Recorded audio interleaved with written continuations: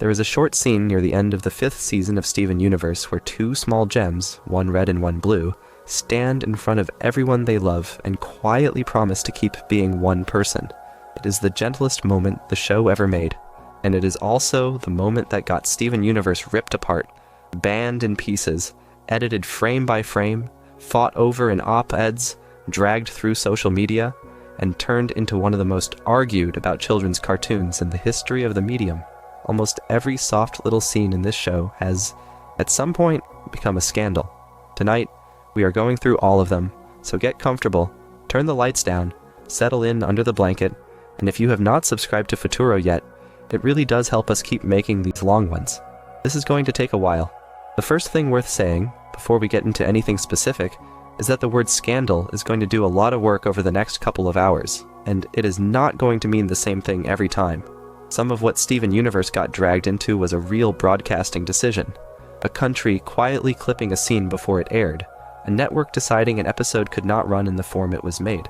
Some of it was a fan reaction so loud that it spilled out of the cartoon and into the actual lives of the people working on the show, with artists leaving social media, crew members being harassed, and stories being told about themselves long after they tried to step away.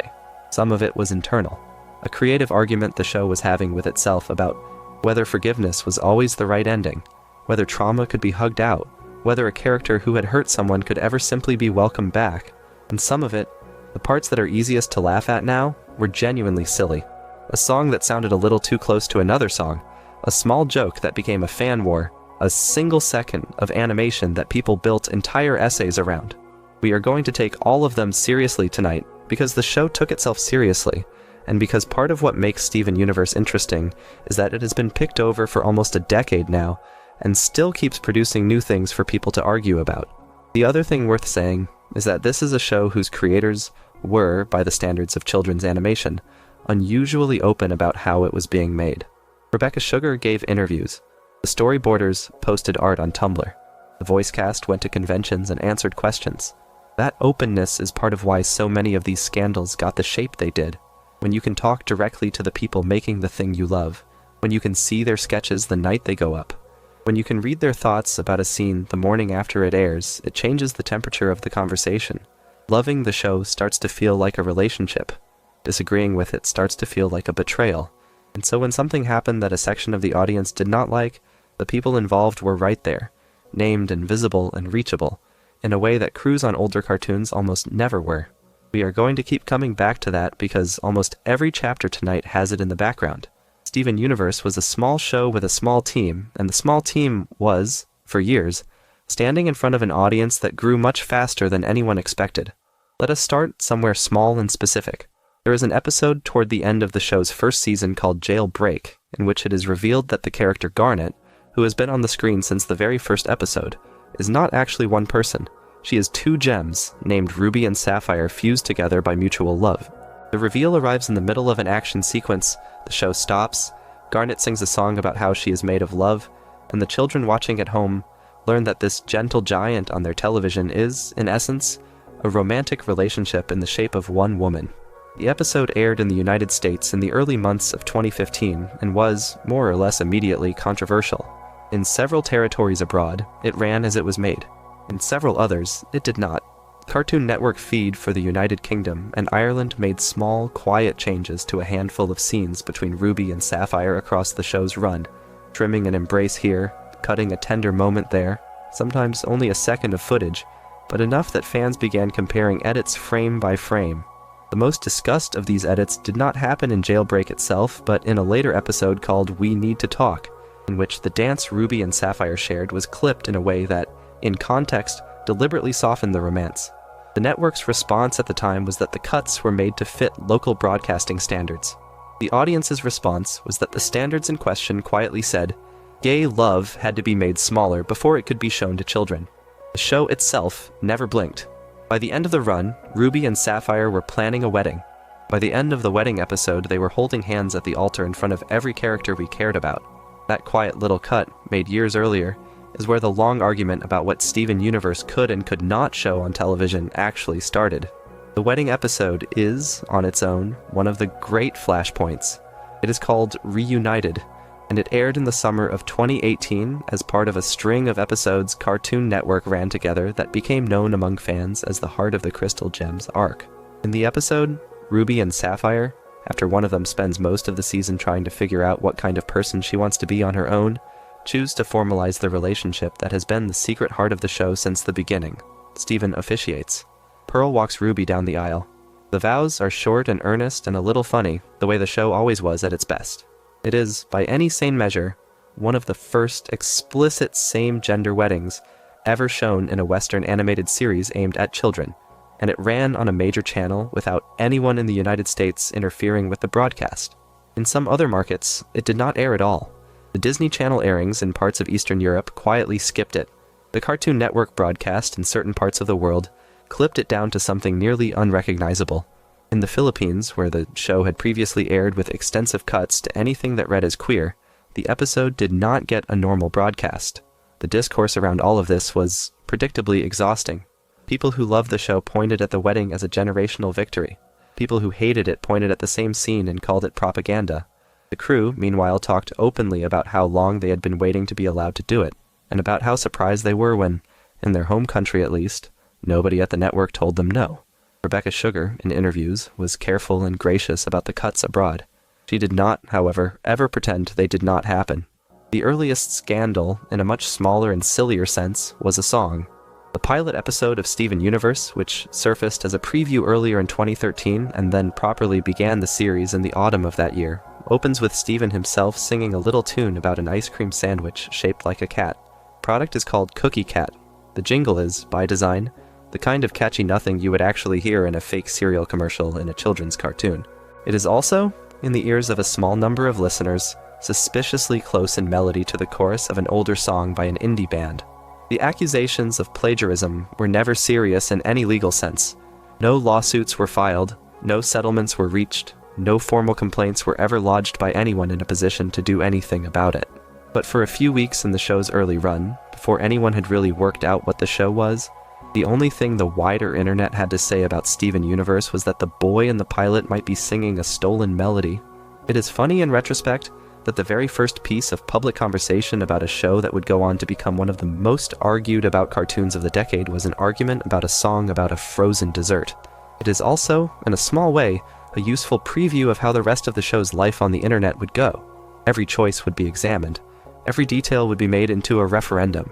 And every now and again somebody would point at something genuinely small and decide it was the biggest thing in the world. The next scandal lives inside a song too, but in a much heavier way. About a third of the way through the second season, in an episode called We Need to Talk, the show flashes back to a time before Steven was born, when his father Greg was a struggling young musician falling in love with a woman who would eventually become his mother. The woman in question is Rose Quartz, a giant pink gem with long hair and a serene smile, and she is, in this flashback, in the middle of a relationship with another member of her own kind named Pearl. The episode is built around a duet between Greg and Pearl that, depending on how you read it, is either two people fighting for the same person's attention, or two people slowly realizing that they have always been fighting different fights. Pearl does not lose so much as she gives up. She tries to teach Greg how gems fuse, she tries to use that to push him away, and when she realizes that Rose has been watching, she runs. The reveal that arrived in this episode was that Pearl, the prim sword-fighting gem who had spent the first 2 seasons of the show being kind to Steven, was in love with Steven's dead mother. The audience response was immediate and complicated. Younger viewers had not always been picking up on the way Pearl looked at Rose's portrait in earlier episodes. Older viewers had. When the show finally said it out loud, in a song, in front of Steven's father, the fandom split into camps it has never really left. One camp thought the show was finally being honest about a romance that had been hiding in plain sight. Another thought the way Pearl was depicted, as still mourning, still bitter, still in love with a woman who had chosen someone else, was the most painful thing the show had ever done. A third faction, looking at the same episode, decided that Pearl had been written as the villain of someone else's love story and started to argue, online, that Greg himself was the problem. None of this was a scandal in the official sense. Nobody called for an apology. Nobody pulled the episode. But it set the template for everything that came later. From that point on, every relationship in Steven Universe would be examined the way romantic films were examined in the years after they came out. People wanted to know who the show was siding with. The show, infuriatingly to some, kept refusing to side with anyone. The Pearl and Rose story did not end with "We need to talk." It came back slowly across the next 3 seasons, in glances and asides and one quiet line in an episode called Rose's Scabbard, where Pearl asks Steven, while crying, why his mother did not tell her. It came back again in a string of episodes near the end of the show's run, when the truth of who Rose Quartz actually was began to leak out, and Pearl, who had known the truth the entire time, finally had to talk about it. The scandal there, if you want to call it that, is that the show eventually revealed that Pearl had not simply loved Rose. Pearl had been owned by Rose. The word ownership was, of course, never used in a children's cartoon in those terms, but the show was very clear about what a pearl was. Pearls, in the world of the show, were custom-made servant gems, designed to belong to a higher caste gem who told them what to do. Pearl, the character we had been watching for 5 seasons, had been made for one specific gem, and that gem turned out to be a diamond, and that diamond turned out to be Steven's mother in an earlier life. The implication, once people sat with it, was that the great romance at the heart of Steven Universe had begun as something extremely uncomfortable. A powerful person had been given a servant. The servant had fallen in love with her. The powerful person had eventually fallen in love back, and then the powerful person had run off with somebody else and left the servant to raise the child of that other relationship. People wrote essays about this. People wrote angry essays back. The crew, to their credit, never tried to flatten the discomfort. In interviews, Rebecca Sugar talked about the way the show was using the pearls to think about labor and devotion, and the strange ways that affection grows inside a system that is not supposed to allow it. None of that made the discourse calmer. It did, however, make it harder to dismiss. If Pearl was uncomfortable, the relationship between Greg and Rose was, for some viewers, much worse. The same flashback episode that established Pearl's heartbreak also established that Rose Quartz was, in human terms, extremely old. Steven Universe was always careful about how it framed this. Greg was in his 20s when he met Rose. Rose was older than the country they were standing in. The show treated their relationship as a real adult love story, all soft singing and warm summers, but the audience could do the maths. People started asking, online, whether the show was telling its young viewers that it was fine for a much older entity to be with a young man who did not really know what he was getting into. Greg, in the flashback songs, is sweet and a little lost. Rose, in the same scenes, is calm and powerful and very obviously the one steering the ship. Again, the show never pretended this was uncomplicated. In a later episode called The New Lars, Greg quietly admits that he never really understood Rose, that she liked him but did not seem to fully see him, that he sometimes felt more like a curiosity than a partner. In Mr. Greg, an episode set years after her death, he sings a whole song to Pearl about being on the outside of a love that he was technically inside. The show was, in other words, doing the work. It was looking at the discomfort, naming it, putting it in the script. The scandal was not really about whether the relationship was problematic. It was about whether a children's cartoon was the right place to ask those questions at all. People who thought it was watched the show very closely and argued for it in long online posts. People who thought it was not accused the show of using the rating it had been given to talk about adult things in front of children. Both arguments are still going on, and the show, having ended, is no longer in a position to settle them. Mr. Greg itself is the next stop, because the episode is, very strangely, banned in a few different markets and edited in a few more. It is one of the show's most beloved episodes among its adult fans. A half-hour musical set in a fictional version of a glamorous city in which Steven, Greg, and Pearl take a trip together, and Pearl finally has a long, painful conversation with Greg about Rose. It is also the episode where Greg, having come into a sudden windfall, dresses in increasingly absurd clothes, and Pearl, after sulking for most of the episode, sings a slow ballad called It's Over, Isn't It? The episode aired in the United States in 2016 and, more or less immediately, became one of the most discussed half-hours of the show's run. Outside the United States, in some markets, it did not air at all. In Kenya, a country where same-gender relationships are illegal in the criminal code, Cartoon Network's regional feed reportedly pulled the episode out of the rotation entirely. In other markets, the song was either truncated or skipped, with the show's framing rearranged to remove the suggestion that Pearl had ever been in love with anyone other than the Crystal Gems as a group. Fans noticed. Fans always noticed.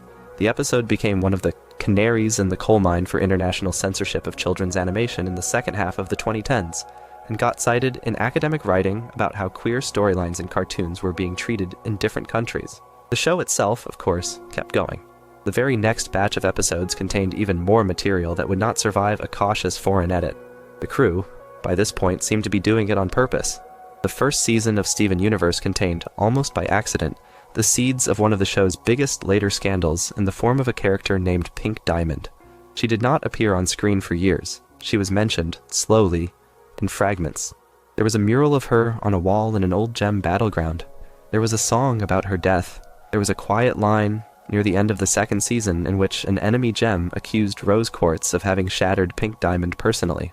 For most of the show's middle stretch, this was the foundational crime of the entire universe. Rose Quartz, Steven's beloved dead mother, had killed a diamond, the closest thing the Gem Empire had to gods, and the war that followed had ended in genocide. Steven spent dozens of episodes trying to understand how the gentle gem he had grown up hearing about could have done such a thing. The audience spent the same dozens of episodes trying to understand it with him. And then, in the 5th season, in an episode called A Single Pale Rose, the show pulled the rug out. Rose Quartz had not shattered Pink Diamond. Rose Quartz was Pink Diamond. The diamond had faked her own death, taken on a new form, walked away from her own kind, and led a rebellion against herself. The audience reaction to this twist was, depending on who you asked, either the masterstroke of the entire series or the moment the show collapsed under its own weight.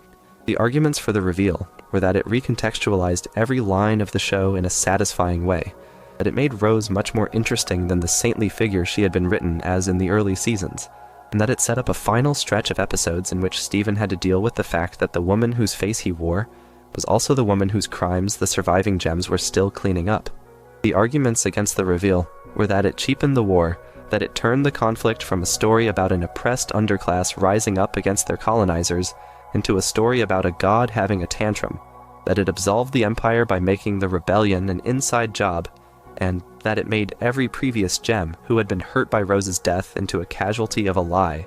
People who had loved the show for its willingness to take its political metaphors seriously were the loudest critics. People who had loved the show for its willingness to keep complicating its own characters were the loudest defenders. The argument has not really stopped. There are still long video essays, years after the show ended, that try to argue the reveal was a writing error. There are equally long ones that argue it was the only honest place the story could have gone.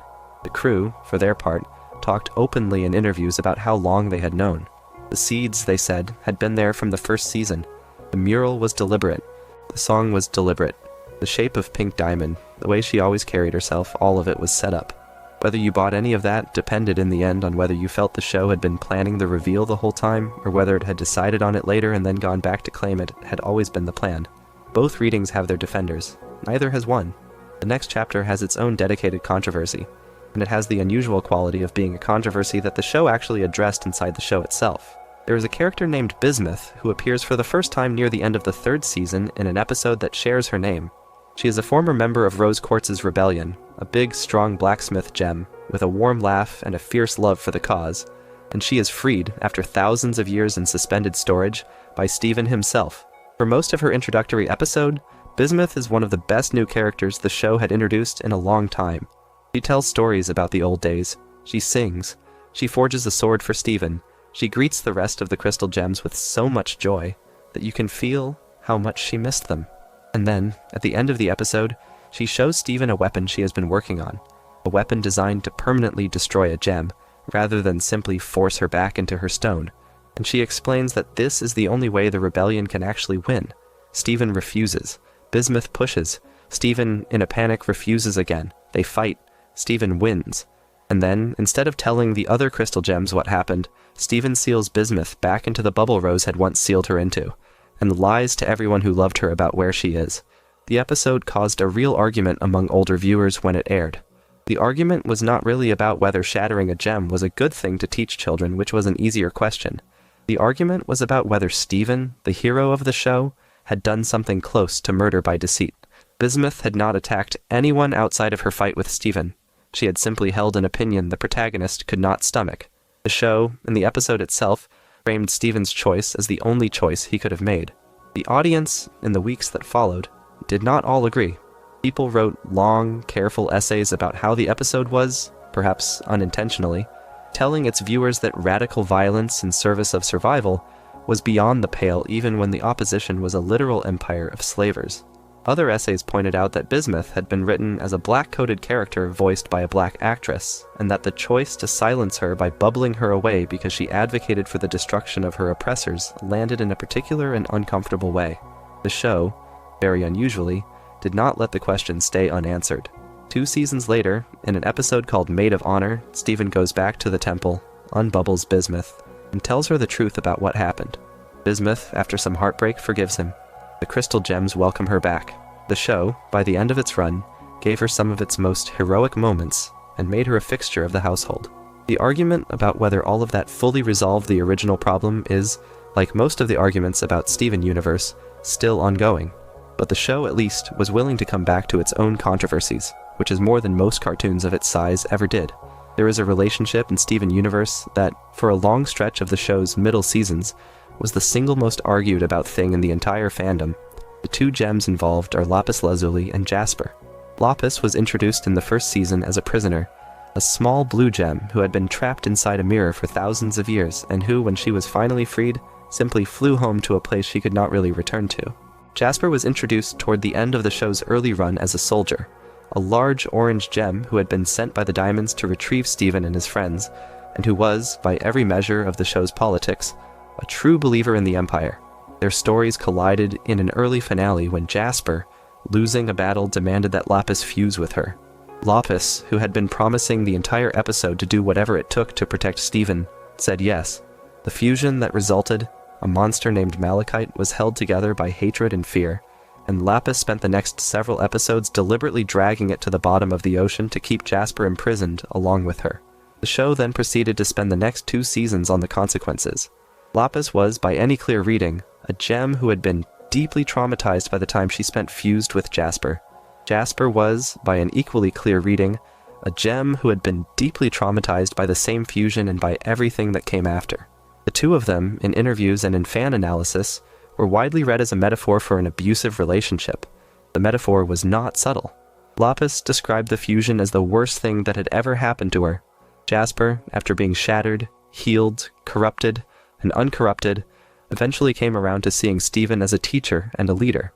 The scandal, such as it was, came in 2 parts.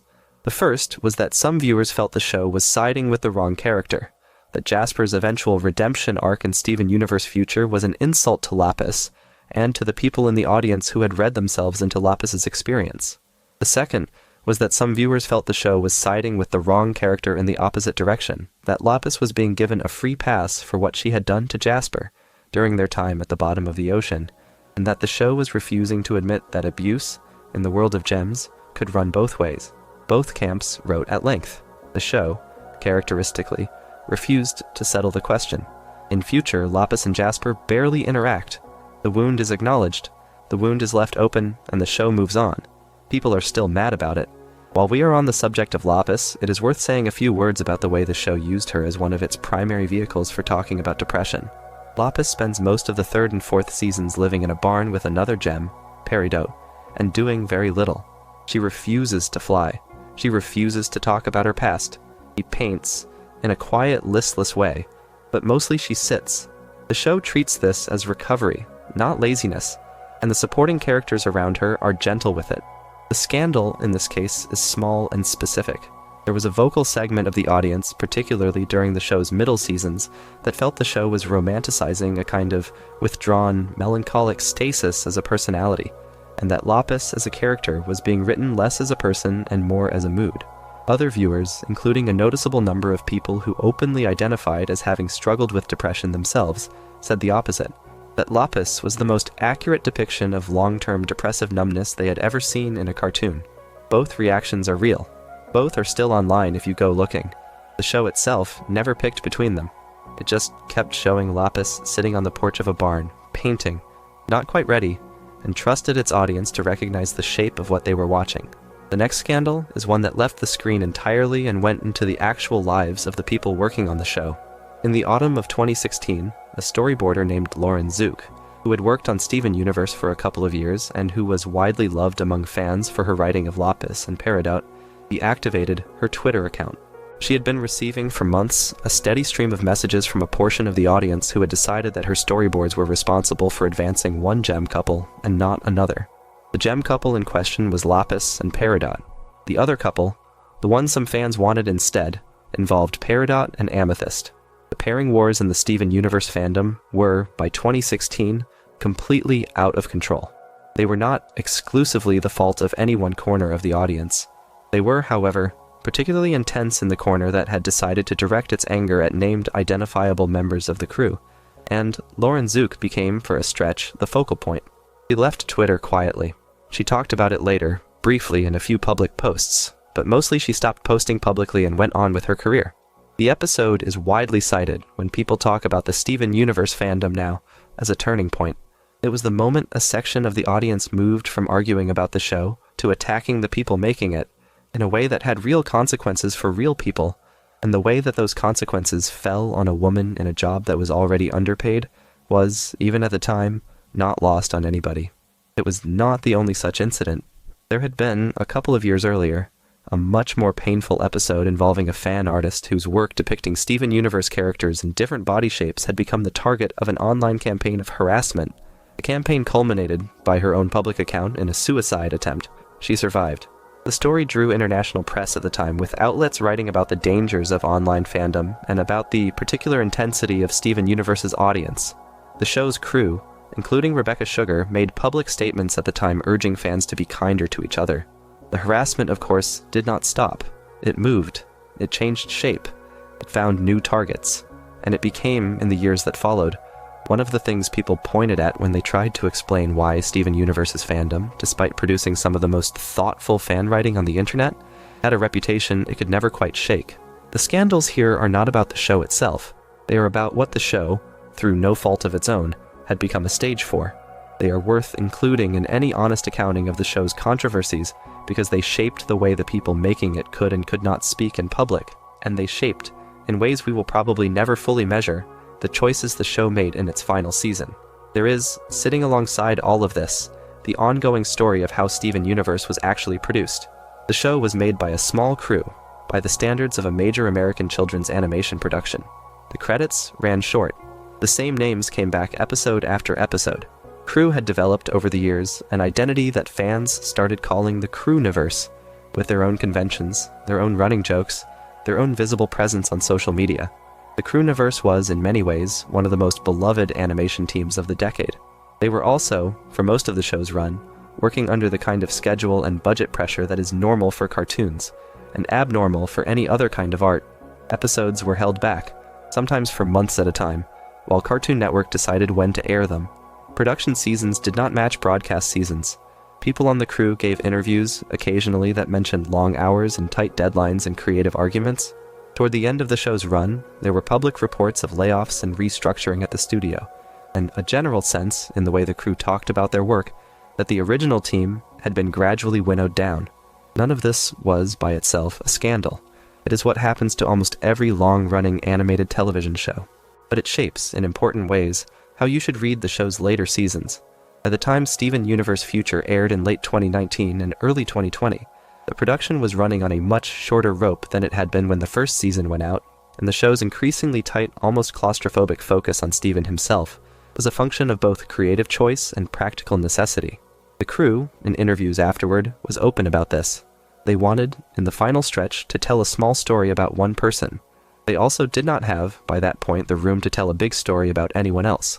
If you want a single example of how Cartoon Network's broadcasting choices became a scandal of their own, the best one is probably the airing schedule itself.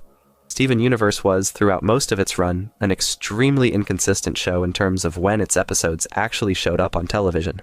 The network developed a habit, particularly during the middle seasons, of clumping new episodes together into what fans started calling Steven Bombs, a week or two of 5 new episodes a night, followed by months and months of nothing.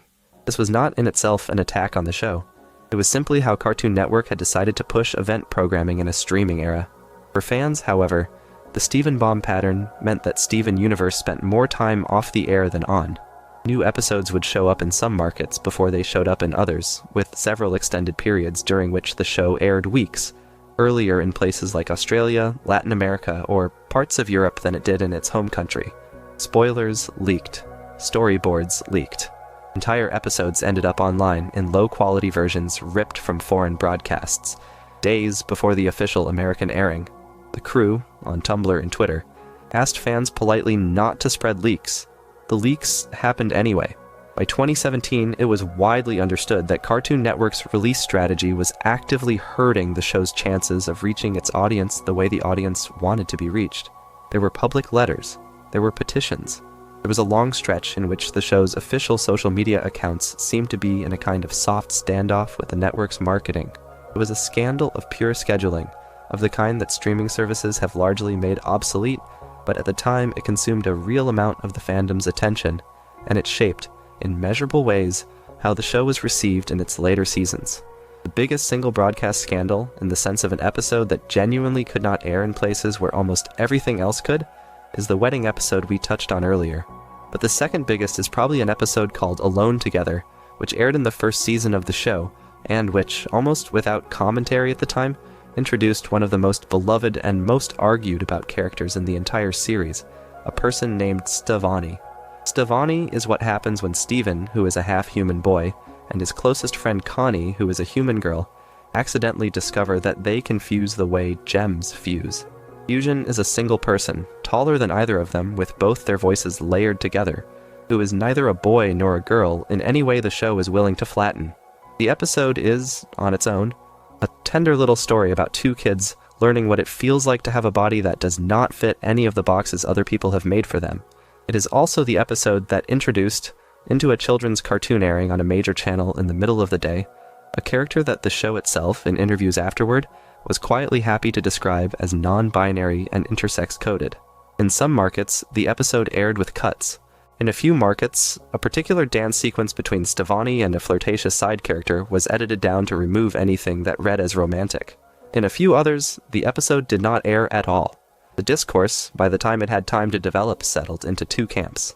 Some viewers thought Stevonnie was the most thoughtful depiction of non-binary identity ever attempted in a Western animated series for children. Some viewers thought the show was using a character who was technically too children to do something the show should not have been doing at all.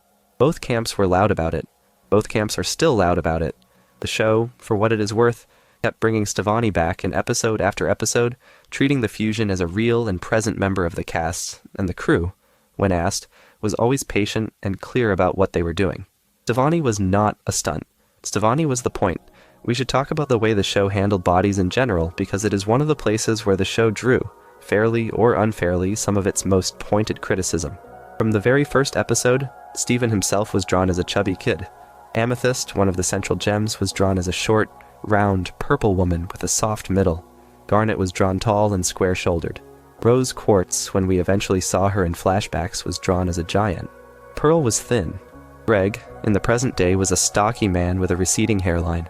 The cast was, by the standards of an American cartoon for children, unusually diverse in body shape, and that diversity was, for a stretch of the show's run, one of the things that fans loved about it the most. It was also, periodically, a source of trouble. Whenever a character was drawn slightly differently than they had been drawn before, whenever Amethyst looked a little taller in one episode, or Steven looked a little slimmer in another, sections of the fandom would notice, and a small number of those sections would notice loudly. The Harassment campaign we mentioned earlier was, in part, an outgrowth of that kind of attention to body shape, with an artist being attacked for drawing characters in proportions that some viewers had decided were not acceptable. The show, on its end, kept doing what it had always done, drawing its cast in a wide range of shapes, and refusing to give any single body type more screen time than the others. The crew, in interviews, talked openly about how important body diversity was to them, and about how strange it was to find themselves attacked for the very thing they had been celebrated for. It is one of the more difficult chapters in the show's relationship with its audience because there was, on both sides, a real argument about what kind of representation cartoons actually owed their viewers. That argument got sharper and much more public when Steven himself started to change. In the show's main run, Steven was a chubby boy with a star on his shirt and a hopeful smile. In Steven Universe Future, the limited series that closed out the show in early 2020, Steven was taller, broader, often visibly stressed, and for a number of episodes, drawn larger than he had been before. In one particular episode, his body literally distorts into a giant pink monster under the weight of accumulated trauma. The audience reaction to all of this was, again, split. Some viewers thought the show was doing something genuinely brave by allowing its hero to grow into an adult body that was not slimmed down or idealized for the camera. Some viewers thought the show was doing the opposite, that the larger drawings of Steven in his most distressed moments read, in a way the crew probably had not intended, as a connection between weight and instability. The argument lasted for the entirety of Future's brief run and did not subside afterward. There were, predictably, op-eds. There were defensive responses from people who had been on the receiving end of the same criticism in their own lives. There were, eventually, statements from members of the crew, gently pushing back on the idea that the show was conflating size with mental illness. None of it really settled the question because it was not really a question with an answer. And Steven, by the end of Future, walks out of the show as the man he has become, taller and broader and visibly tired, and the show, on purpose, does not redraw him into the boy he used to be. Steven Universe Future is its own scandal in some ways. The show, after running for 5 long seasons and a feature film, was given a limited series of 20 episodes to close out Steven's story. The series aired in late 2019 and the first months of 2020, and it was unlike anything the show had done before. The plot of Future is, essentially, that Steven, having saved the universe, has nothing to do. The gem war is over. The diamonds are at least notionally pacified. The other crystal gems are getting on with their own lives. Steven, who has spent his entire adolescence being responsible for the emotional well-being of everyone around him, sits in his bedroom at the start of the series and tries to figure out who he is when there is no crisis to absorb him. Over the course of the series, he gets steadily worse. His powers, which had always reacted to his emotions, start to react to his unprocessed anger. He pushes his loved ones away. He proposes to Connie before he is ready and is gently turned down. He goes to therapy and finds it does not quite reach him. He spends an entire episode locked inside his own head, hallucinating about being trapped in the universe. By the time the series gets to its climax, he is, by any honest reading, having a full mental health crisis on screen. The scandal around Future was complicated. A lot of the show's adult viewers thought it was the best thing the show had ever done. A lot of the show's younger viewers, or rather their parents, thought it was simply too much for a children's program. There were complaints, particularly in the United States, about the way the series was being broadcast, with episodes airing in clumps on Cartoon Network and showing up on the network's streaming platform on irregular schedules. There were complaints about the tone, which was darker and slower and more interior than anything in the main run. There were complaints about the way Steven's distress was being depicted, which involved, at various points, hyperventilation, dissociation, suicidal ideation, and a literal transformation into a monster. And there were complaints, from a smaller and more pointed group of viewers, that the show was using its final episodes to focus on the trauma of its lightest-skinned male protagonist, while many of the other characters, especially the gems of color the show had built up across the main run, had been quietly sidelined. All of these complaints had merit in different proportions, and the show, in interviews afterward, addressed most of them with characteristic openness. The crew said, repeatedly, that Future was a story about what happens after the war ends, and that the kind of small interior story they wanted to tell required the small interior focus they had chosen. They also said, with some honesty, that the production realities of the final season did not give them the room to give every character a full arc. The most pointed version of the focus complaint sits with Garnet.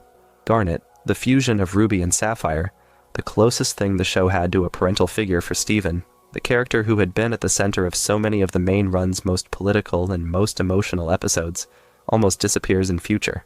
She has scenes, she has a couple of lovely moments, but she does not get an arc. The same is true, to varying degrees, of Pearl and Amethyst.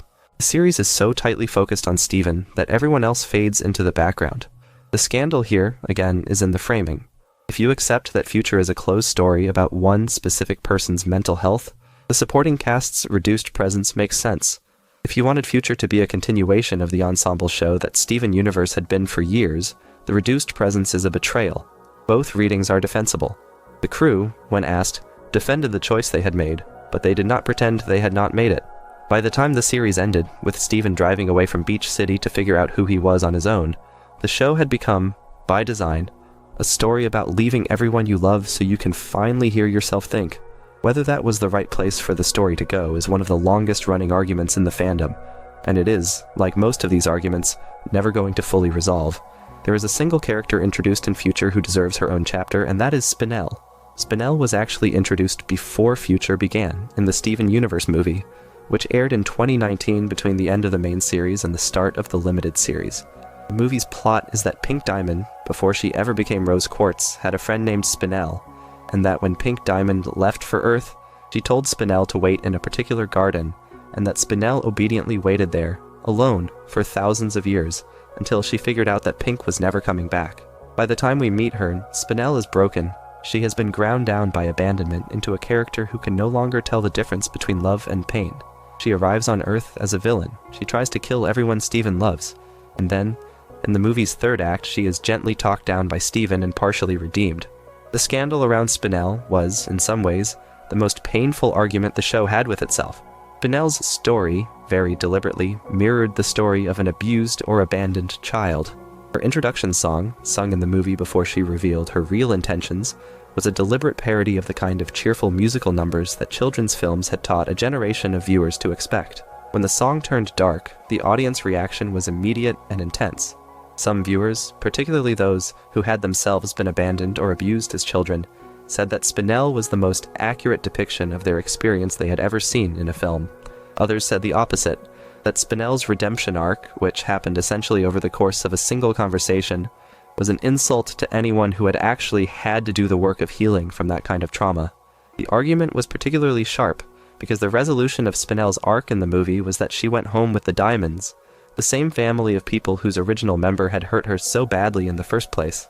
The Diamonds, in the show's late arc, had been positioned as a redeemed family, with their own arcs of slowly learning to be less terrible. Putting Spinel into their care at the end of the movie was either a beautiful image of generational healing, or a deeply uncomfortable image of an abuse victim being placed into the household of her abuser's family.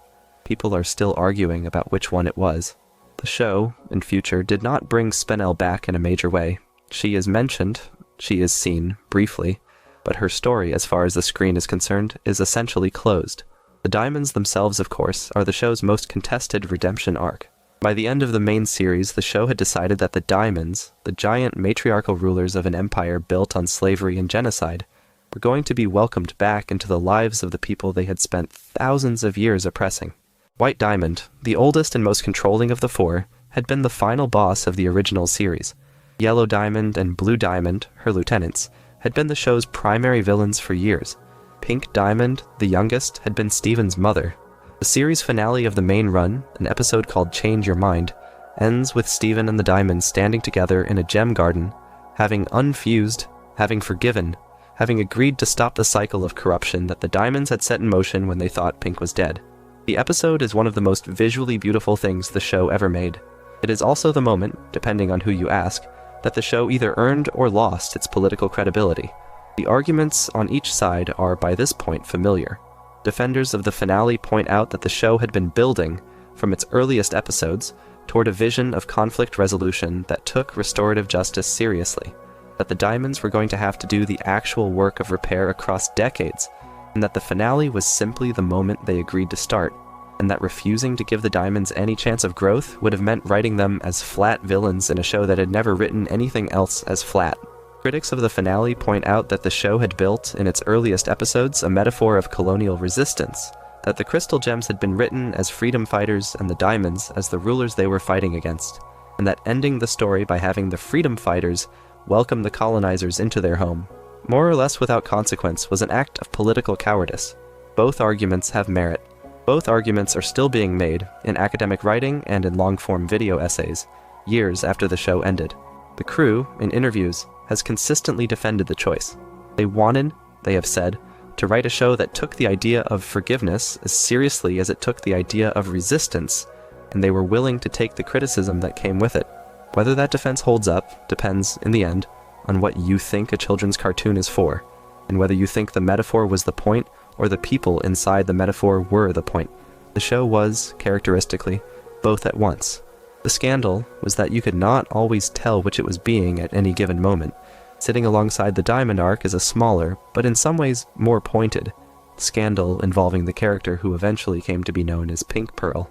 The character is introduced in the late stages of the show's run, in the form of a pale, scarred Pearl, whose left eye has been cracked. She had originally belonged to Pink Diamond, before the pearl we knew was given to her, and she had been kept hidden by White Diamond for thousands of years in a state somewhere between catatonia and possession. When she finally comes back to herself in a scene near the end of the series, she is allowed to choose her own future. She chooses, eventually, to go and live with the other freed pearls. The scandal, such as it is, sits in the way her story is folded into the larger Diamond redemption. Pink Pearl is, by any reading, a survivor of a particular kind of long-term abuse. White Diamond, the person who hurt her, is, by the end of the show, on the road to redemption. The show does not give us a direct confrontation between them. It does not let Pink Pearl say what she would say to her former captor if she had the chance. It simply lets her leave, and then puts White on a quiet path toward being a slightly better person. Some viewers thought this was elegant, a small story about a survivor being allowed to walk away rather than being made to perform her trauma for the camera. Other viewers thought it was a dodge, a way of avoiding the kind of confrontation the show had built up to. The arguments mirror the larger ones about the Diamond arc itself, but they sting more, because they involve a specific person and a specific wound, and because the show, in handling her, was making a clear statement about what kind of resolution it valued. Before we get to the most personal scandals of the final season, there is one I want to spend a little time on because it shaped the way fans talked about the entire middle stretch of the show. It involves Pearl, again, and it involves a fusion called Sardonyx. In the middle of the second season, there is a stretch of episodes in which Pearl, who has been growing increasingly anxious about her place in the Crystal Gems, secretly damages a gem communication device, repeatedly, in order to manipulate Garnet into fusing with her so that they can fix it together. The fusion they make is Sardonyx, a tall, cheerful, flirtatious gem who hosts her own pretended talk show inside Pearl's mind. For 3 or 4 episodes, the show has fun with this. Sardonyx is fantastic to watch. The episodes are visually lavish. Then, when Garnet figures out what Pearl has been doing, the show stops being fun. Garnet leaves. Steven is heartbroken. Pearl is left, alone in the temple, to face the fact that she has effectively used a fusion she loved as a way of soothing her own loneliness without consent.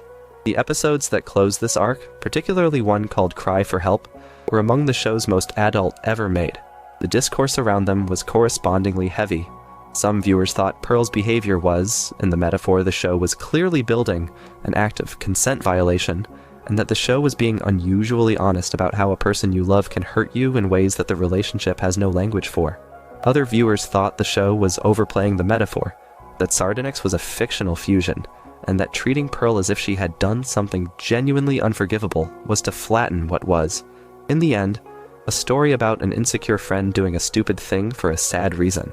The argument went on for years. Pearl's forgiveness, when it came, did not come quickly.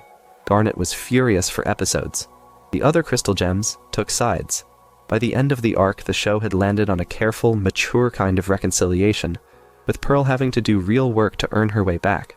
The scandal, in retrospect, is that the show was willing to tell that kind of story at all in a program aimed at children. The reason it remains a scandal is that, depending on how you read the metaphor, the show was either doing something brave or asking its young audience to grapple with an analogy they did not have the tools to fully understand. There is, sitting next to this, another Pearl story that drew a different kind of scandal, and this one involves the fusion Sogolite. Sogolite is what happens when Amethyst and Garnet fuse. She is loud, large, purple, and prone to losing control. And her introductory episode, an early first season story called Coach Steven, ends with her smashing buildings while Steven and Pearl try to stop her. The scandal here, raised over the course of years by a series of thoughtful black fans of the show, was that Sugilite, who is voiced by the rapper and singer Nicki Minaj, was the show's first major depiction of a black-coded fusion, and that depicting her as out of control, aggressive, and dangerous in her introductory episode landed in a particular and uncomfortable way. The show, to be fair, also gave Sugilite later episodes in which she was depicted as joyful, powerful, and welcomed, and her appearances in the larger battles of the back half of the series were uniformly positive. But the first impression had been the first impression, and the criticism, when it came, was not unfounded. The same conversation in a softer form played out around Bismuth, who was also voiced by a black actress, the actor Uzo Aduba, and whose introductory episode also ended with her being treated as a threat, in her case, bubbled away for thousands of years.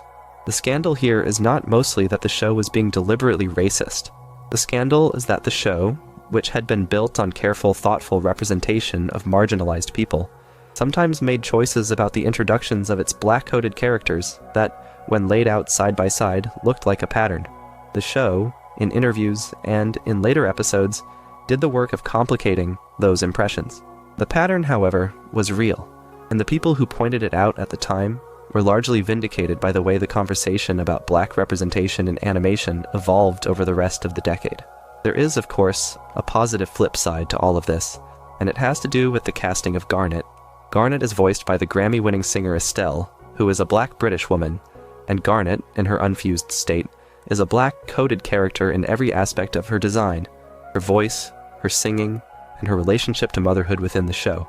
The scandal here, if you want to call it that, is that the casting of Estelle and the centrality of Garnet to the show's emotional life was treated by some sections of the audience as a kind of permission slip, a sign that the show had earned the right to its later choices because it had been willing to put a black-coded character in the center of its story. That argument cut both ways, as those arguments always do. The defense of any later choice on the grounds of earlier representation is, by its nature, a defense that flattens the conversation. The show's later sidelining of Garnet in future, which we already touched on, became, in some discussions, a counterpoint to the early celebration of her presence. Estelle herself, in interviews, has been gracious about the show and proud of her work on it. The scandal, as it played out among fans, was not really about her. It was about whether a cartoon that had spent years putting a black character at the center could be forgiven for, in its final stretch, drifting away from her. People still argue about it. Most of the arguments, in the end, are arguments people are having with their own expectations. The next scandal to talk about is much smaller and much funnier, and it has to do with a small bald child named Onion. Onion is the silent, unsettling, white-blonde son of one of Beach City's local families, and he is, across the show's run, used as a kind of running joke. He stares without speaking. He turns up in places he should not be. He has, in one episode, a pet who appears to come from another dimension.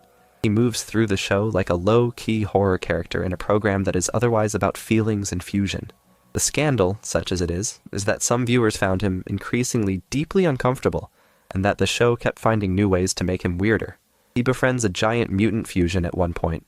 He hosts a strange ritual on a hill at another. He climbs into Steven's house at night. The show treats him throughout as a slightly cracked element of the local color, and the joke is that everyone in Beach City has just accepted him as he is. The scandal, however gentle, is that the show used Onion to do a kind of comedy that did not really fit with its broader tone, and that some viewers, particularly parents of younger children, simply found him too much. There is a small but persistent strand of online writing about Steven Universe that argues Onion is the show's most underrated horror character. The show, of course, never confirmed that reading. It also never quite denied it. A larger scandal, also from the periphery of the cast, involves the characters Lars and Sadie, who work at the local donut shop, and whose slow, fraught, on-and-off relationship is one of the show's longest-running subplots. Lars and Sadie are both teenagers. Their ages are not given precisely, but the show treats them as older than Steven and younger than Greg. Their relationship, in the first 3 seasons, is a sustained study of a kind of mismatched dynamic, in which Lars is rude and Sadie is patient, and Steven occasionally tries to push them together. The scandal here arrived in the show's middle stretch, with an episode called Joyride and another called The New Lars, in which the show began to make clear that Lars's rudeness was not random, that he was unhappy, scared of being seen, and pushing Sadie away because he could not figure out how to let her in. The fandom split, predictably. Some viewers thought the show was doing a careful, mature thing in letting a teenage relationship play out as the messy, painful experience that teenage relationships often are. Other viewers thought the show was using a teenage girl as the audience surrogate for a boyfriend who was emotionally cruel to her and treating that cruelty as something to be patiently waited out. The argument grew sharper after Lars was, in a later arc, killed and resurrected by Steven, and ended up trapped on the other side of the galaxy with a crew of escaped gems, leaving Sadie behind. In the final stretch of the show, Sadie moved on. She formed her own band. She started dating somebody else, a kind, soft, quietly funny donut shop coworker named Shep, whose voice was provided by India Moore, and the show treated the new relationship with the same warmth it had treated the old one. Some viewers cheered. Some viewers who had been invested in the Lars and Sadie pairing for years did not. There were petitions. There were complaints. There were think pieces. The show, again, simply kept going. We should talk, somewhere in here, about the way the show handled the Crystal Gem's habit of bubbling corrupted gems away for thousands of years. The show, from its very first season, established that there were many, many gems on Earth who had been left behind after the original war, and who had, over the centuries, lost their minds. The Crystal Gems' standard procedure for most of the show's run was to find these corrupted gems, defeat them, force them back into their stones, and store them in pink bubbles in the basement of the temple. The Centipedal in the first season was one of the first corrupted gems to be given a face. There was an episode where Steven befriended her, slowly and patiently, and then, when she became dangerous again, bubbled her away. The episode is one of the most quietly heartbreaking the show ever made. It is also, in retrospect, a quiet preview of one of the show's biggest later scandals. The scandal, when it landed, was not so much that the Crystal Gems had been bubbling corrupted gems for thousands of years. It was that the show, in its very last episodes of the main run, suddenly healed every corrupted gem at once, in a single grand gesture, and then, in future, had Steven try to integrate them into society. Some of the new arrivals adapted, some did not. Some, like Jasper, became reclusive. Some, like the Centipedal whose real name is Nephrite, found their own ways to live alongside the people who had once trapped them. The scandal sits in the way the show treated the centuries of bubbling itself. There is no episode in which the Crystal Gems sit down and really reckon with the fact that they spent thousands of years holding their own people in suspended animation in the basement, with no plan beyond hoping someone, someday, would figure out how to heal them. The show treats the bubbling as something the gems had to do, given the tools they had, and treats the healing as a happy resolution. Some viewers thought that was the right move. Some viewers thought it was a dodge. The argument here, as with so many of these arguments, sits at the intersection of metaphor and literal action. If you read the bubbling as a stand-in for institutional confinement of the mentally ill, the lack of reckoning is striking. If you read it simply as a way of keeping dangerous monsters from hurting anyone, including themselves, the lack of reckoning is fine. The show, characteristically, refused to pick. The film that bridged the main series and future, simply titled Steven Universe the Movie, premiered on Cartoon Network in the autumn of 2019 and is, in its own right, a small lightning rod.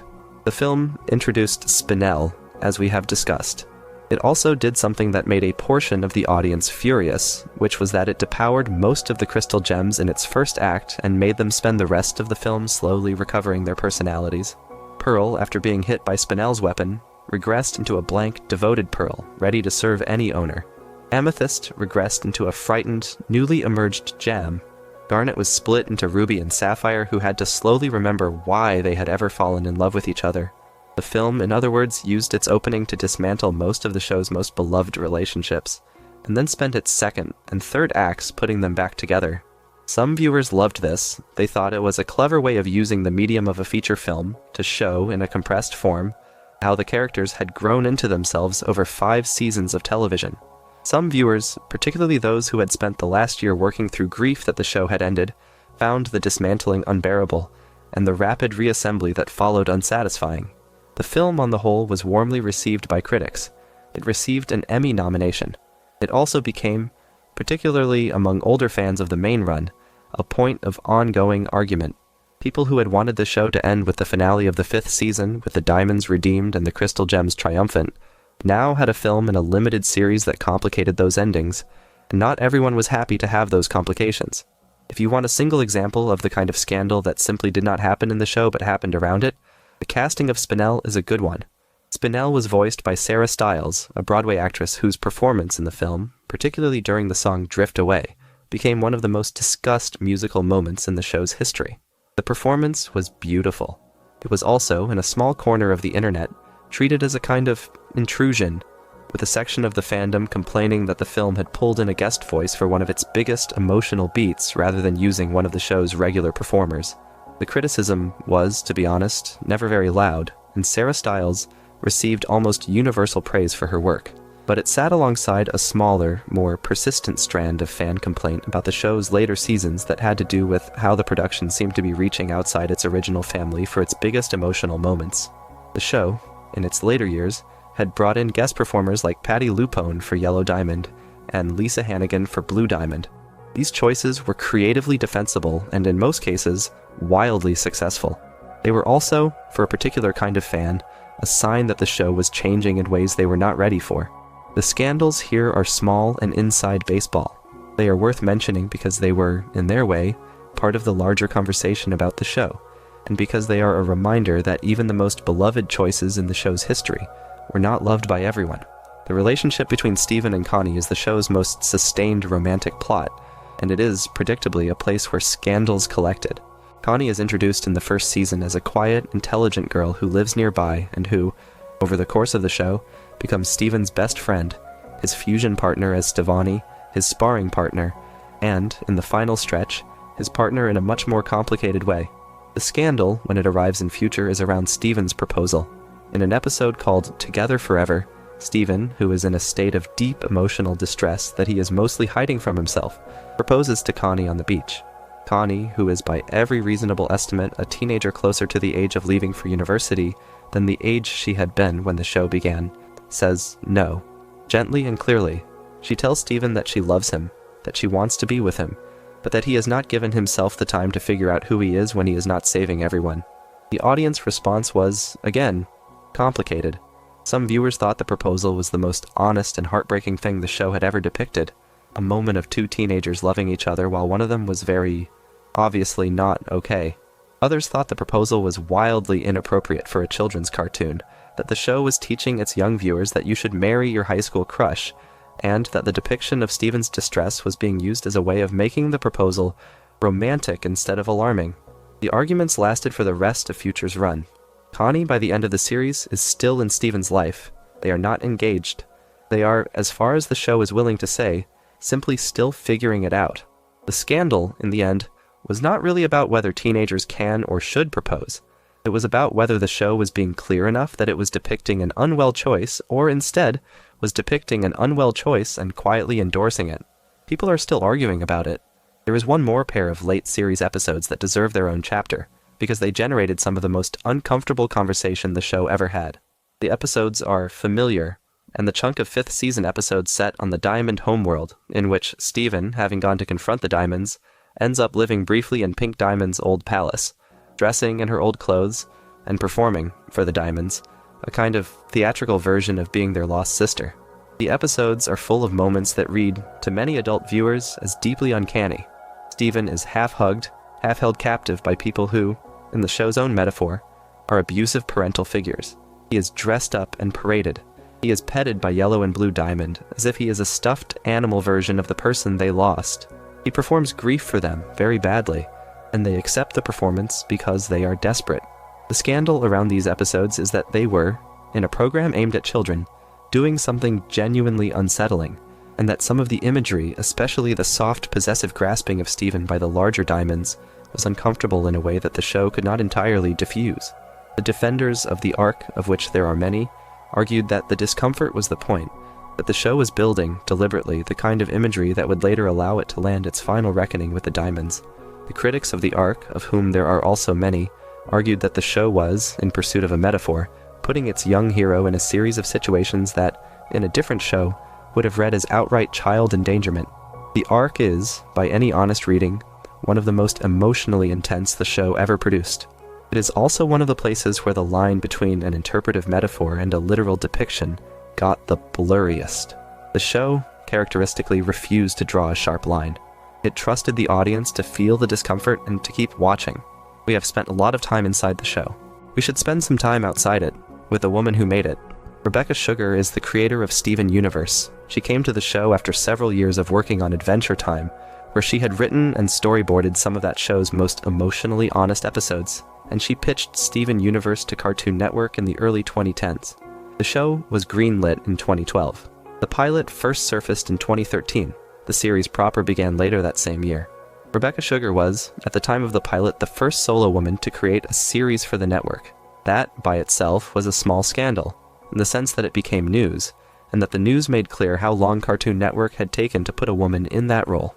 The follow-on scandal, much more personal, was that Rebecca Sugar, over the course of the show's run, came out publicly as bisexual and later as non-binary, and that, in doing so, she became one of the most visible queer creators in mainstream American animation. The relationship between her personal life and the show she was making was, throughout the run, an open subject of conversation. Sugar talked about the way gem fusion related to her own experience of identity. She talked about the way her own siblings, including her brother Steven, who was the inspiration for the character's name and look, fit into the show's larger story about family. She talked about the way the queer storylines in the show were tied, deliberately, to her own coming to terms with herself. None of this was, on its own, a scandal in the bad sense, but it became, for a section of the audience that did not approve, a flashpoint, and for a section of the press that did not understand it, a story. Sugar handled all of it, by every public account, with grace. She also bore a particular kind of public weight that not every creator of a children's cartoon has to bear, and that weight, like everything else, fed back into the show. There is a scandal that lives very specifically in the lyrics of a song. The song is called Stronger Than You, and it is sung by Garnet in the first season's last burst of episodes, in the same arc where the show first reveals that she is a fusion of Ruby and Sapphire. The song is one of the most quoted things the show ever produced. It contains a line in which Garnet describes herself as not just two people, but a relationship, an experience, an act of love made flesh. The scandal here, if you want to call it that, is that the song became, almost immediately, a kind of public referendum on what the show was actually saying about love. For viewers who had been reading Ruby and Sapphire as a romantic couple, the song was a confirmation. For viewers who had not been reading them that way, the song was a deliberate provocation. For the people in charge of broadcasting the show in some markets, the song was, in essence, the thing that had to be hidden or trimmed to keep the show airing at all. The lyrics were too explicit to be easily edited. The performance was too central to the show to be cut wholesale. The song became, over the course of the next several years, a kind of crystallized version of the show's biggest argument with itself and with the world. It was beautiful. It was confrontational. It was, in every sense, the show putting itself on the line. The fact that it kept airing, in most markets more or less untouched, was, in retrospect, one of the show's quiet victories. Sitting alongside the visible scandals is an entire category of smaller fan arguments that, taken individually, would not be worth a chapter, but that, taken together, made up an enormous amount of the public conversation about the show. The most famous of these was the long, slow, often vicious argument about which gems should be paired with which other gems. We have already mentioned the Lapis and Peridot pairing, which became the subject of the Harassment campaign that drove Lauren Zook off Twitter. There were also the Pearl and Amethyst pairing, the Pearl and Garnet pairing, the Lapis and Pearl pairing, and the long-running arguments about whether Pearl should ever be allowed to find a new partner at all. There was a moment in the second half of the show's run when the show introduced a character known among fans as Mystery Girl, a tall human woman with pink hair who Pearl, in a single quiet scene at a music venue, gave her phone number to. The scene was about 90 seconds long. It generated, conservatively, hundreds of thousands of words of fan writing. People wanted to know whether the show was going to bring Mystery Girl back. The show, in the end, did not bring her back, except in a brief sight gag in a later episode. The scandal there was simply that the show had introduced a love interest for Pearl, who had spent so much of the run grieving Rose, and then had not given that love interest a story. People still write about it. Mystery Girl, who has a real name in the credits of the episode, has become, in the years since the show ended, one of the show's most famous one-scene wonders, a stand-in for every fan who wanted Pearl to be allowed to move on and watched, with a small ache as the show declined to give her the chance. The Lapis and Peridot pairing, beyond the Harassment campaign it generated, deserves its own discussion because it sits at the heart of one of the most sustained ambiguity arguments in the show's run. Lapis and Peridot, after Lapis returned to Earth and Peridot defected from her old loyalties, lived together in the barn for 2 full seasons. They watched television, they tended an alien tomato plant, they formed what was, by every emotional measure available to a children's cartoon, a relationship. The show, however, never used the word girlfriend. It never showed them fusing as a romantic act. It never gave them the kind of explicit confirmation that Ruby and Sapphire eventually received. The argument among fans, then and now, is whether the show was being deliberately ambiguous as a way of letting young viewers see what they wanted to see, or whether the show was, for whatever practical reason, declining to commit to a queer pairing it had spent years building. Different fans answered this differently. Sugar, in interviews, has been careful not to overdefine the relationship one way or the other. The crew, in their own interviews, have generally been willing to say that the two characters love each other deeply without specifying the shape of that love. The scandal, such as it is the absence of confirmation, and the way that absence has fueled, for years, the argument about whether the show, having gone as far as it had, should have gone further. The same argument in a different shape plays out around Pearl and Sheena. Sheena is the real name credited for the mystery girl we just mentioned, and the show, in its very last stretch, briefly suggested that Pearl had been seeing her in some unspecified capacity. The show did not confirm. The show did not show them together. The show simply let Pearl mention her in passing, in a way that fans, with a great deal of squinting, could read as a confirmation. The fact that this was the most the show ever gave Pearl in terms of romantic resolution sits in a complicated relationship to the size of the role Pearl had played throughout the run. Pearl had been the show's primary lens on grief, on devotion, on the kind of love that does not get back the love it gives. The show, in its closing stretches, did not give her a triumphant happy ending in the romantic sense. It gave her instead a kind of quiet, ongoing, unresolved future, and it left the audience to decide what to do with that. Some viewers thought this was the right ending for Pearl. Some viewers thought it was a betrayal. The arguments, again, have not stopped. They probably will not stop. Pearl, in some ways, has become the character through whom the show's fans process their own ideas about whether love, in fiction, has to end with a wedding to count. The penultimate episode of Future, an episode called I Am My Monster, is the single most argued about climax in the entire limited series, and we should spend some time on it. By the time it arrives, Steven has been spiraling for nearly the whole run of Future. His powers have been destabilizing. His emotional regulation has been collapsing. His relationships have been fraying. He has, in the previous episode, transformed against his own will into a giant pink monstrous version of himself, the kaiju Steven who can no longer talk, who lashes out at the world, who is, by every honest reading, the embodiment of every piece of unprocessed pain he has been carrying. I Am My Monster is the episode in which his loved ones, all of them, find him. They climb up the monster. They sing to him. They hug him until he lets go. The episode ends with Steven, returned to his human form, weeping in the arms of everyone who has ever loved him, and finally, after years of being the one who fixed everyone else, being the one who is allowed to be fixed. The scandal around the episode is that it asks of its viewers a particular kind of catharsis that not everyone wanted. For some viewers, particularly older viewers who had grown up alongside the show, the episode was the single most healing piece of television they had ever seen. For others, it was too easy. The argument from the critical side was that the show, having spent 20 episodes carefully depicting the slow accumulation of trauma in a young man, then resolved that trauma in a single act of group hugging, and that the resolution, however emotionally satisfying, did not actually do the work that the build-up had implied was necessary. The argument from the defending side was that the episode was never trying to depict a complete healing, that it was simply depicting the first moment in which Steven was willing to be helped, and that the rest of the work, the long, slow, lifelong work, would happen off-screen in the years that followed.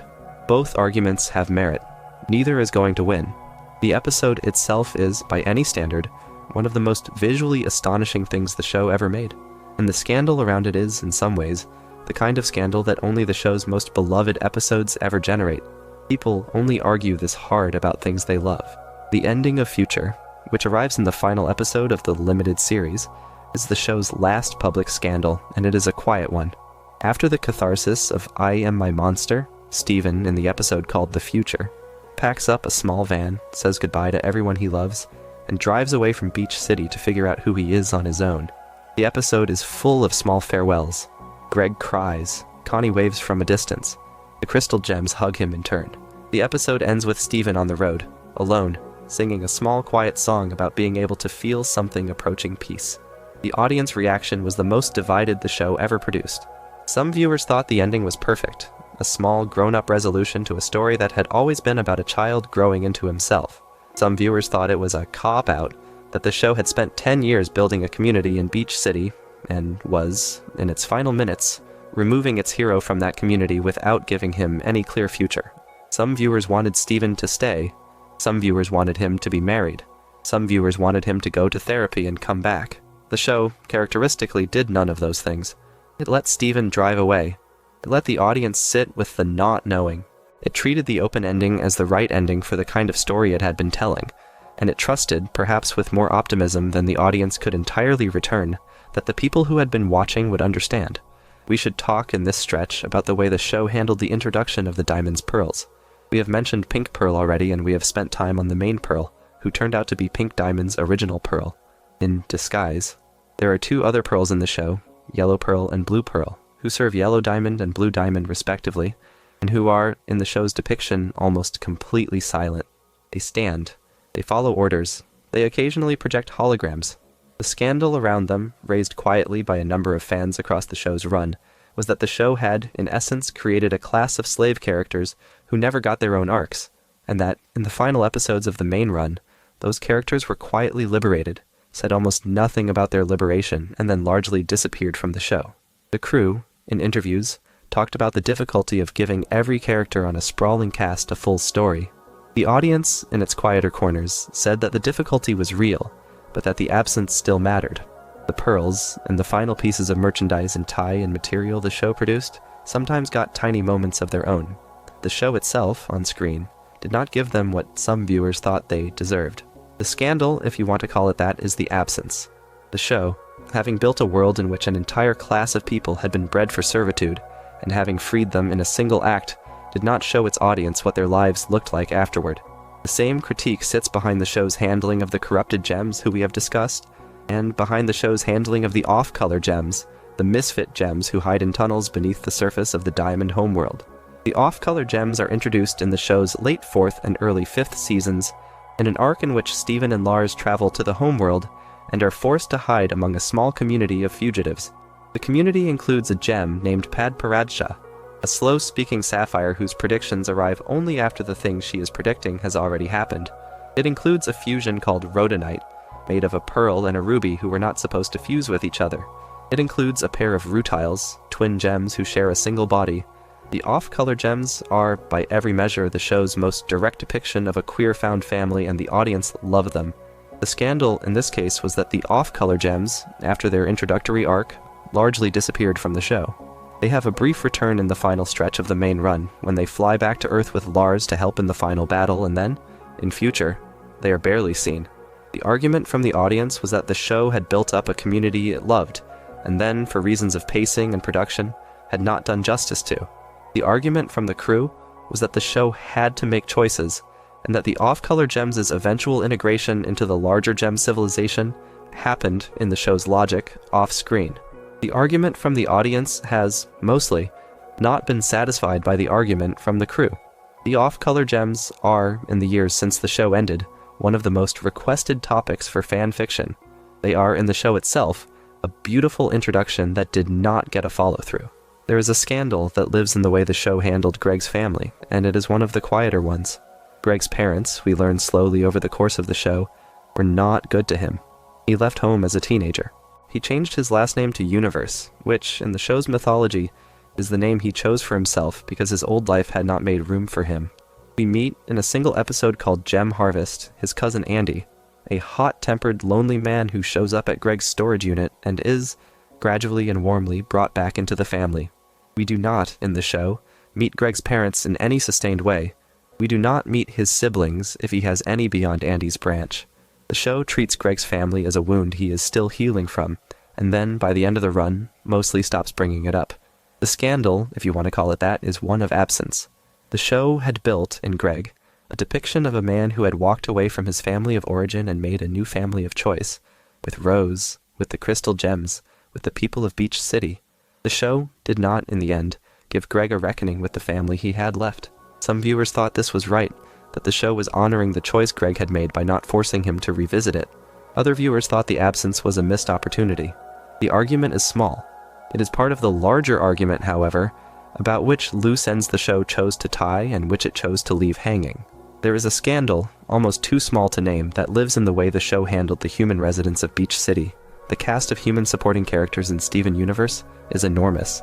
There is the mayor. There is the donut shop family. There is the pizza shop family. There is the bait and tackle family. There is Sour Cream, the local DJ. There is Vidalia, the painter who used to be involved with Greg. There is Marty, the absent father who keeps trying to come back. There is Buck, the mayor's son who eventually starts dating Sour Cream. The show, in its first 3 seasons, spent a real amount of time on these characters, and the episodes that focused on them are some of the most beloved among the show's adult fans. By the time the show reached its 4th and 5th seasons, the human cast was largely sidelined. By the time Future arrived, most of them were lucky to get a line. The scandal, again, is one of absence. The show had built a town, and then, as the cosmic stakes grew, had drifted away from the town in favor of the cosmic. Some viewers thought this was the right move. Others thought the show had lost some of its soul in the process. The Beach City humans, in the years since the show ended, have become, in fan writing, a kind of marker for what the show used to be before it became what it became. People who liked the early show talk about them more. People who liked the late show talk about them less. The arguments, in the end, are arguments about which version of the show was the real one. There is, in the show, an episode that nobody really wants to talk about, but which deserves at least a paragraph, and that is the introduction of a character called Hollow Pearl. Hollow Pearl is a hologram that the real Pearl creates accidentally and repeatedly as a kind of training partner. The character is silent. The character is, in some episodes, mildly sinister. The character is, by some readings, a window into Pearl's own self-image, a version of herself who is competent without being burdened by feelings. The scandal, in this case, is so small that it barely registers in the public conversation about the show, but it sits inside a larger pattern, which is the show's willingness to introduce concepts and then drop them. Hollow Pearl appears in a handful of episodes and then largely disappears. The hand ship that the crystal gems use to fly to space in the first season finale is largely forgotten by the end of the show. The spire, which Connie and Steven explore in a memorable early episode, never comes back.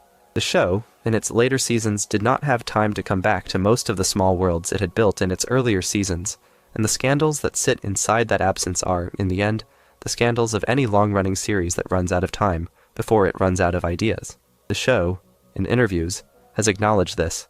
The crew, when asked about the things that did not make it in, has been generous and honest. The audience, in their own way, has done what audiences always do, which is to write fan fiction that fills in the gaps, and to keep the small worlds alive in the writing they do themselves. The single most consistent scandal across the entire run of Steven Universe, in the practical, behind-the-scenes, business of broadcasting sense, was the show's relationship with Cartoon Network's scheduling and marketing arms. We touched earlier on the Steven Bomb model, the clumping of episodes into intense weeks of release followed by months of nothing. The scandal goes further than that.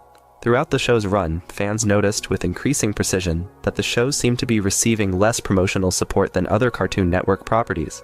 Trailers were sometimes uploaded to the network's official channels only a few days before episodes aired, sometimes after. Merchandise for the show was, for years, sparse compared to what fans wanted, and what existed was often hard to find outside of conventions. The show's official soundtrack was, for a long stretch, not commercially released, which led to a kind of slow trickle of bootleg uploads and fan compilations across the early seasons. By the time the network and the crew finally began releasing the music in official form, fans had already built their own catalogues. The scandal here, raised in podcast interviews and fan letters and the occasional industry post-mortem, was that a show that was, by every measure available, one of the most critically acclaimed cartoons of its decade did not seem to be receiving the marketing investment that its position deserved.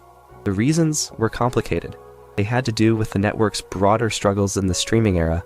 They had to do with the way Cartoon Network categorized its own programming.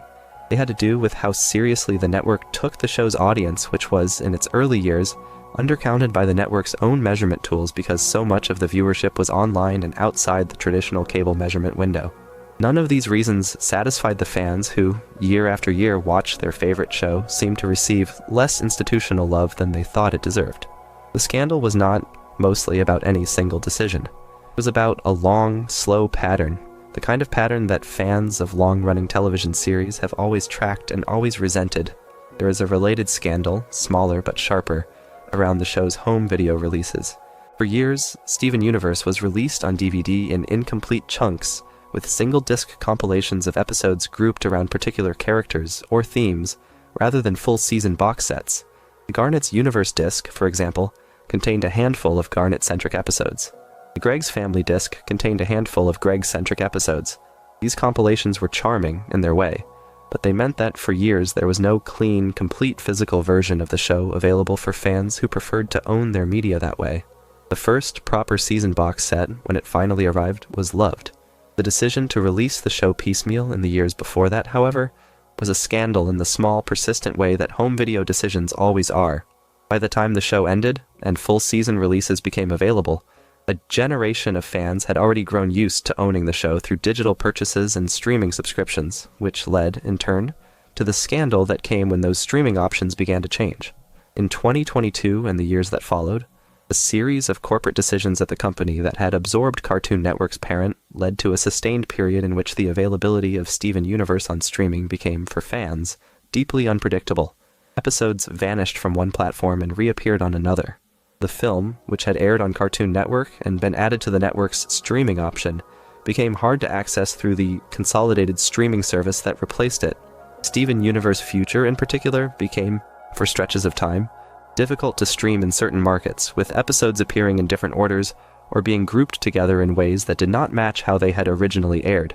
None of this was the show's fault. None of it was the crew's fault. It was a function of corporate restructuring, of licensing changes, of the broader chaos of the streaming era. But for fans, particularly fans who had grown up with the show and wanted to come back to it, the scandal was real. The show that had been such a fixture of their adolescence had become a slightly difficult thing to find, and the absence, in some markets and at some moments, felt like a small betrayal. The fans, in response, did what fans have always done. They kept archives. They built fan wikis. They preserved the show, in pieces, in places where the official copies were not always available. The scandal here is not really one of intent. It is one of consequence. A show that had become a cultural touchstone for a generation of viewers had been allowed, in the years after its broadcast, to slip into the kind of intermittent availability that, in the streaming era, has become depressingly familiar. There is a scandal, sitting at the very edge of the show, about the way the show was reported on by the press during its run. Steven Universe was, for most of its life, a kind of magnet for outside writers who wanted to write about queerness in children's animation, about the rise of fan culture, about the changing shape of cartoon storytelling. A lot of that writing was generous and thoughtful. Some of it was not. There were periodically hit pieces published in mainstream outlets that treated the show with a kind of suspicious gentleness, the writers clearly not having seen most of the episodes they were writing about. The writers clearly working from a brief that asked them to either valorize or condemn the show without actually engaging with what it was doing. The show's crew, on social media and in interviews, occasionally pushed back on these pieces. The fans, in their own corners, ripped them apart with the kind of granular knowledge that only true fans have. The scandal here is a small one, but it is worth naming, because it shaped, over years, how the show was understood by people who had never watched it. The Steven Universe of casual mainstream perception in the late 2010s was not always the Steven Universe that existed on the screen. The gap between those two versions of the show was, sometimes, a place where misunderstanding and bad faith bloomed. The crew, in their public statements, tried not to engage. The fans, with predictable enthusiasm, engaged on their behalf. The argument in pieces is still going on. The show, in its time, also became a flashpoint for arguments about whether queer storylines in cartoons were going too far for an audience that, by the network's official guidance, was supposed to be made up primarily of children. Letters were written, petitions were filed. There were periodically news cycles in which Steven Universe was mentioned in the same breath as other cartoons doing similar work, with the implication that the medium had become inappropriate for the audience it was meant for. The show, in response, did not slow down. The crew did not apologize. The wedding episode arrived in 2018 as a kind of culmination of the long argument, and the fact that it aired without any major American broadcasting interference was, in retrospect, the moment when the argument shifted. The press, having spent years writing about whether such an episode would ever be allowed, had to pivot to writing about what it meant that the episode had been allowed. The scandal evolved. It did not, however, end. There are still, in the years since the show closed, voices in the broader cultural conversation that point to Steven Universe as the moment when American children's animation went too far. There are equally many voices that point to the same moments as the reason a generation of younger viewers grew up with permission to see themselves in the cartoons they watched. The argument is, by this point, an argument about the entire decade. Steven Universe is one of its central exhibits. The crew of the show, in the years after it ended, went on to other work. Rebecca Sugar moved on to her own developing projects. Some of the show's writers and storyboarders moved to other animated series, including a long list of shows that have, in the years since Steven Universe ended, become known for taking on similar themes and similar audiences. The Owl House, on Disney, has often been discussed in fan writing as a spiritual successor, with crew members who had worked on Steven Universe or in adjacent corners of the industry. Amphibia, also on Disney, was made by people who had grown up watching Steven Universe and who, in interviews, have credited the show with helping them imagine that the kind of work they wanted to do was possible. Infinity Train, made for Cartoon Network, was shaped in part by the same kind of writing room culture that Steven Universe had pioneered. The scandal here, if you want to call it that, is the small ongoing argument about which of these later shows owe what to Steven Universe. and whether the trail Steven Universe blazed was used by its successors as effectively as it could have been. Some fans in this conversation treat Steven Universe as the foundational text and judge later shows by how closely they followed it. Some fans treat Steven Universe as a flawed first attempt and judge later shows by how cleanly they fixed its mistakes. The crew of Steven Universe, in interviews, has been generous about all of this. They have praised the shows that came after. They have not claimed credit they did not earn. The fans, predictably, have argued among themselves about all of it. There is one more scandal worth naming, because it is the one that has the longest tail, and that is the way the show became, almost without intending to, a kind of public textbook on trauma and recovery for a generation of viewers. The show's depiction of Steven's mental health and future was, for a real number of people, the first time they had seen something that looked like their own experience on television. Therapists, in the years after the show ended, began citing it in articles. Mental health writers used it as a case study. Band creators wrote essay videos about it that have, between them, accumulated tens of millions of views. The scandal, such as it is that the show was, by virtue of being a children's cartoon, never really intended to bear this much weight. It was supposed to be a story about a boy and his family. It became, by accident or by design, a story that a lot of viewers came to use as a kind of mirror. The crew has, in interviews, been thoughtful about this. They have said that they were trying to make a show that took feelings seriously, and that they were aware, while making Future, that they were doing something more intense than what had come before. They have also said, very honestly, that they did not always know exactly what they were doing, that some of the scenes that ended up being the most beloved had been made in conditions of real production pressure, and that the show, in its final stretch, was being made by a smaller team than at any other point in its run. The scandal of having become a mental health text for a children's cartoon is a scandal of unintended consequence. The show, in the end, bore the weight better than it had any right to. It did not, however, escape the weight. There is a particular fan campaign that deserves its own mention here because it shaped, in measurable ways, how the show is understood in its final years. In the long hiatus between the 4th and 5th seasons, when fans were not sure whether the show was going to receive a proper conclusion, a hashtag began circulating that was, in essence, a public petition to the network to renew the show. The campaign was loud, it was well organized, it produced its own art, its own letters, its own coordinated tweets aimed at the network's social media accounts. The campaign was, by every reasonable measure, successful. The show was renewed. The 5th season aired. The film was greenlit. Future followed. The scandal, if you want to call it that, is that the campaign, in its loudest moments, also became a vehicle for some of the same toxicity that the broader fandom had become known for, with members of the campaign sometimes spilling into harassment of the network's representatives, of guest workers on the show, of fans who had different opinions about which storylines should be prioritized.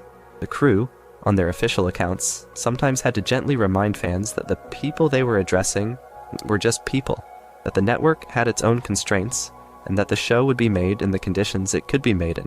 The campaign, on balance, helped. The harassment, on balance, hurt. Both happened at once. The line between fan advocacy and fan demand in those years was as blurry as it has ever been. The scandals that are easiest to overlook because they were so small at the time are sometimes the ones that look the most important in retrospect. There is, for example, the way the show handled the introduction of the character known as Sugalite, which we have already discussed. There is also the way the show handled the introduction of the character known as Smoky Quartz, the fusion of Steven and Amethyst, who appears in the 3rd season and immediately becomes one of the most beloved fusions in the show's run. Smoky Quartz is voiced by the comedian Natasha Lyonne, and the performance, on its own, is wonderful.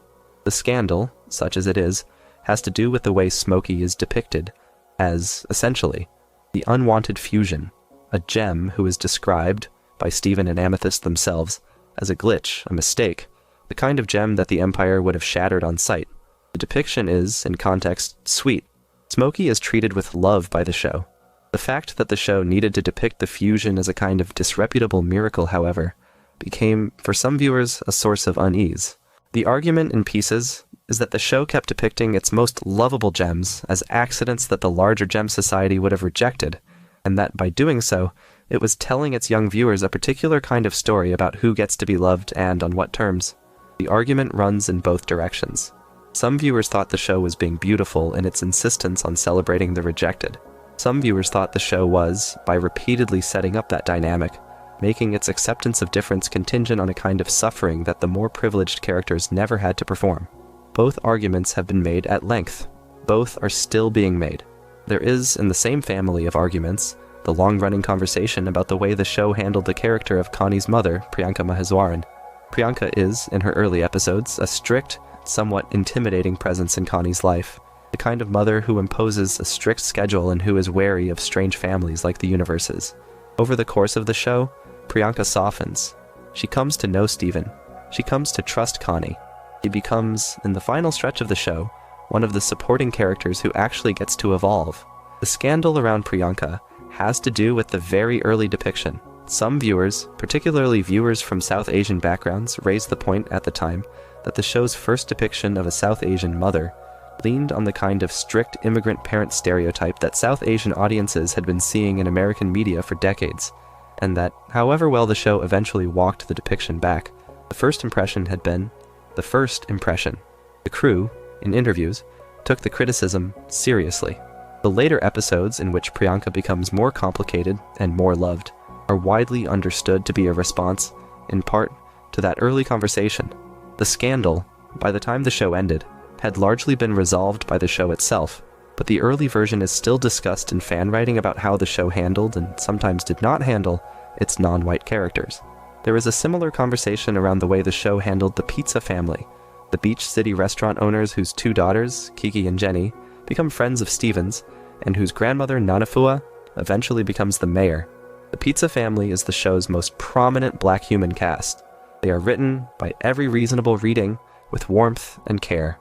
Nanafua, by the end of the show, is one of the most loved supporting characters in the entire run. The scandal, however small, sits in the way the show occasionally used the family for comedy that, in retrospect, could have been pitched more carefully. There are episodes in which Kiki and Jenny argue in ways that, viewed years later, read as somewhat broad. There are episodes in which Kofi, their father, is depicted as comically aggressive about his pizza business. The show, in its later seasons, moved away from this register, and Nanafua's eventual political arc is one of the show's small, great pleasures. The early register, however, is still there, and the conversation about it is part of the larger conversation about how the show, in its early seasons, sometimes used its non-white characters for tones it would not have used for its white characters. The crew, again, has been thoughtful about this in interviews. The audience, in its quieter corners, has continued to discuss it. The character of Vidalia deserves her own paragraph, because she sits at the center of one of the show's most quietly complicated subplots. Vidalia is a painter and a single mother, the parent of both Sour Cream, who DJs at parties around Beach City, and of Onion, who we have already discussed. Vidalia, in her younger years, had a relationship with Greg, before Rose, and she had, after that, a long, fraught entanglement with a touring musician named Marty, who was Sour Cream's biological father. Marty is, in his appearances on the show, depicted as a small, untrustworthy hustler, the kind of man who arrives in town to charm people and leaves having damaged them. The scandal around Vidalia, when it surfaced, was that the show had built her into a survivor of a difficult relationship, and then, in its later seasons, had not given her a story of her own. She appears, occasionally with paint on her hands, raising her boys with grace. She does not get, in the show's main run, the kind of episode that would let her speak for herself about who she has been. The scandal is small. The absence is, however, real. Vidalia, in fan writing since the show ended, has become one of the show's most beloved supporting characters, partly because she did not get the screen time she deserved. The crew, in interviews, has spoken affectionately about her. The fans, in their own work, have filled in the gaps. There is a category of scandal that lives very specifically inside the show's musical numbers, and we should give it a few minutes. Steven Universe is, for a children's cartoon, an unusually musical show, with multiple original songs per season, sometimes per episode, written by the crew and performed by the cast. The songs are widely loved. They have become, in the years since the show ended, the basis of an entire cottage industry of fan covers, fan animations, fan reanimations, and fan choirs. The scandal around them, in pieces, has to do with the way some of the songs landed differently than the crew might have intended. Stronger Than You, which we discussed earlier, was the song that introduced the show's politics of love.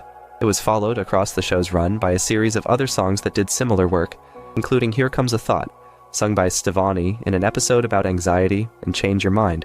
sung in the climax of the main run's finale. Each of these songs has its own discourse. Here Comes a Thought, in particular, became, for some viewers, the most accurate depiction of intrusive thoughts they had ever seen in any medium, and for other viewers, an oversimplified meditation that did not really capture the experience it was depicting. The scandal, in this case, is the same one that runs through the rest of the show. The show, by being honest about feelings that television had not previously been honest about, made itself responsible for whether it was being honest enough. Some viewers thought it was, some viewers thought it was not. Both sides keep returning to the songs. The songs, in their way, have become the show's most durable artifacts. They will probably outlast the discourse. We have not yet talked about the way the show handled Steven's father's career as a musician, which is a strange thing to have left for late in the conversation because it is one of the show's most quietly important subplots. Greg, in his backstory, was a struggling musician who toured small venues in a van. He met Rose, fell in love, gave up his career, and settled in Beach City as a car wash owner. The show treats this as a sad, sweet sacrifice.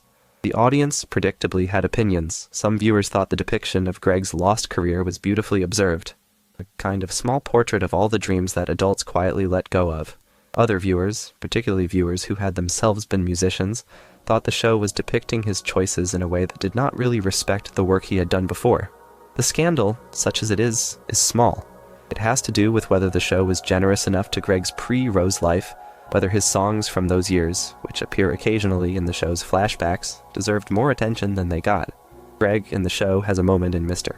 Greg where he sings about whether his life would have been better if he had stayed on the road. The episode is gentle. It does not pretend to know the answer. The scandal, in some ways, is that the show kept refusing to give an answer. People wanted to know what Greg's life would have been. The show simply showed them the life he had.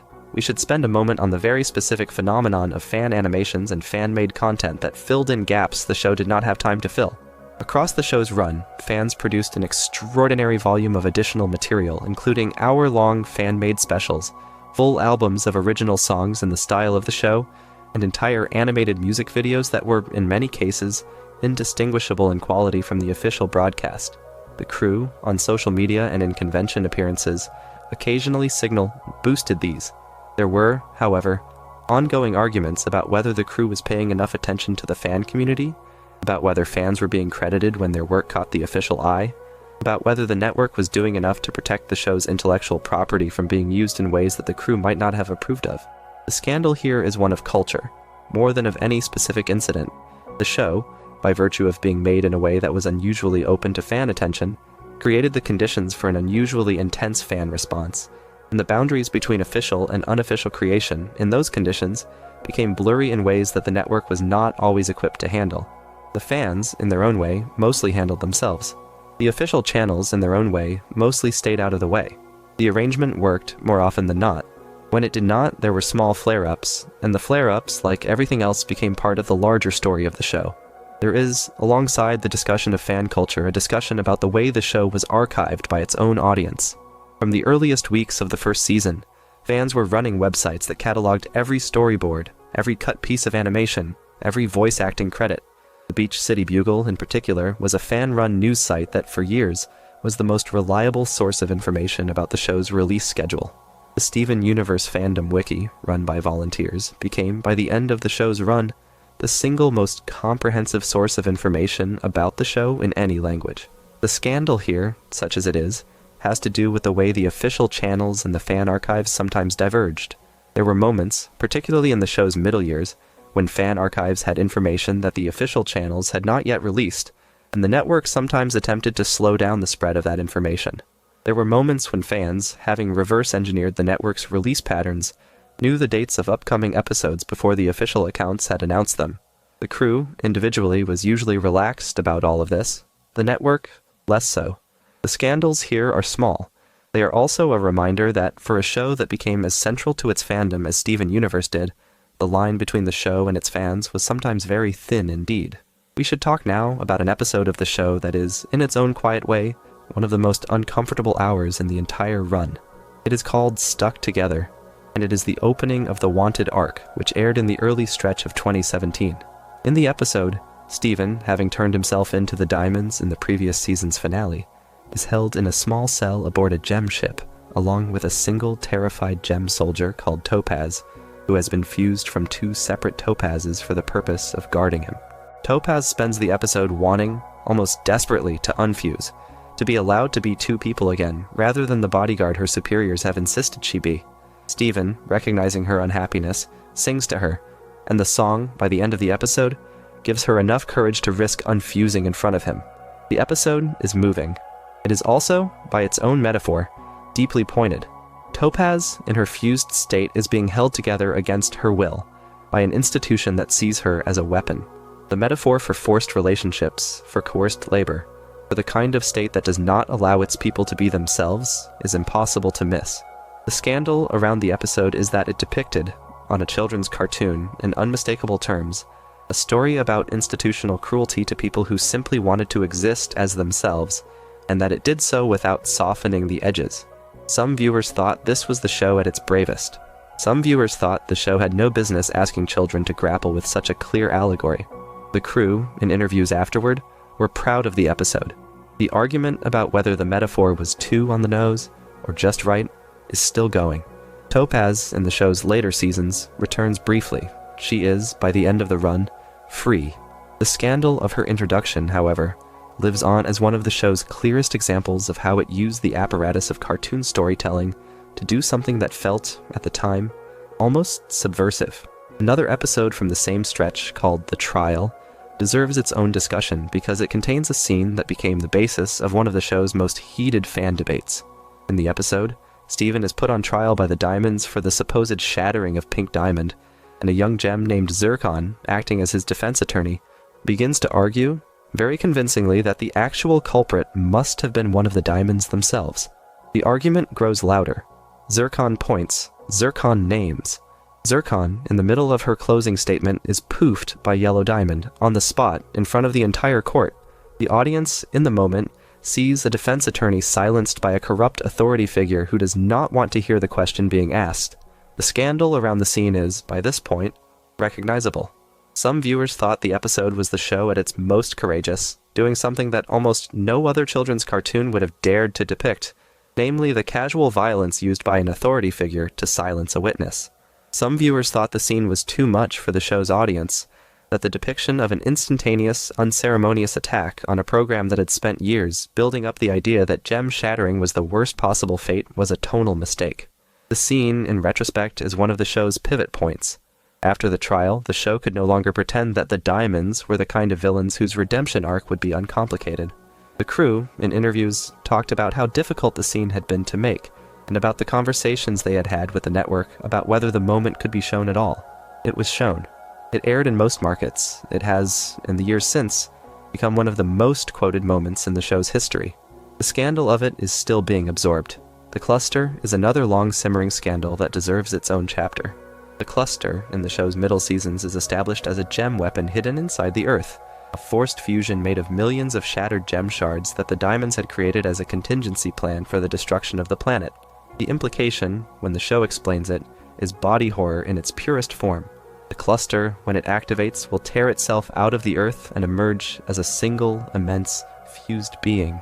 The gem shards inside the cluster in the show's depiction are conscious. They are afraid. They are reaching in the dark for any other gem shard they can find in the hope of finding themselves again.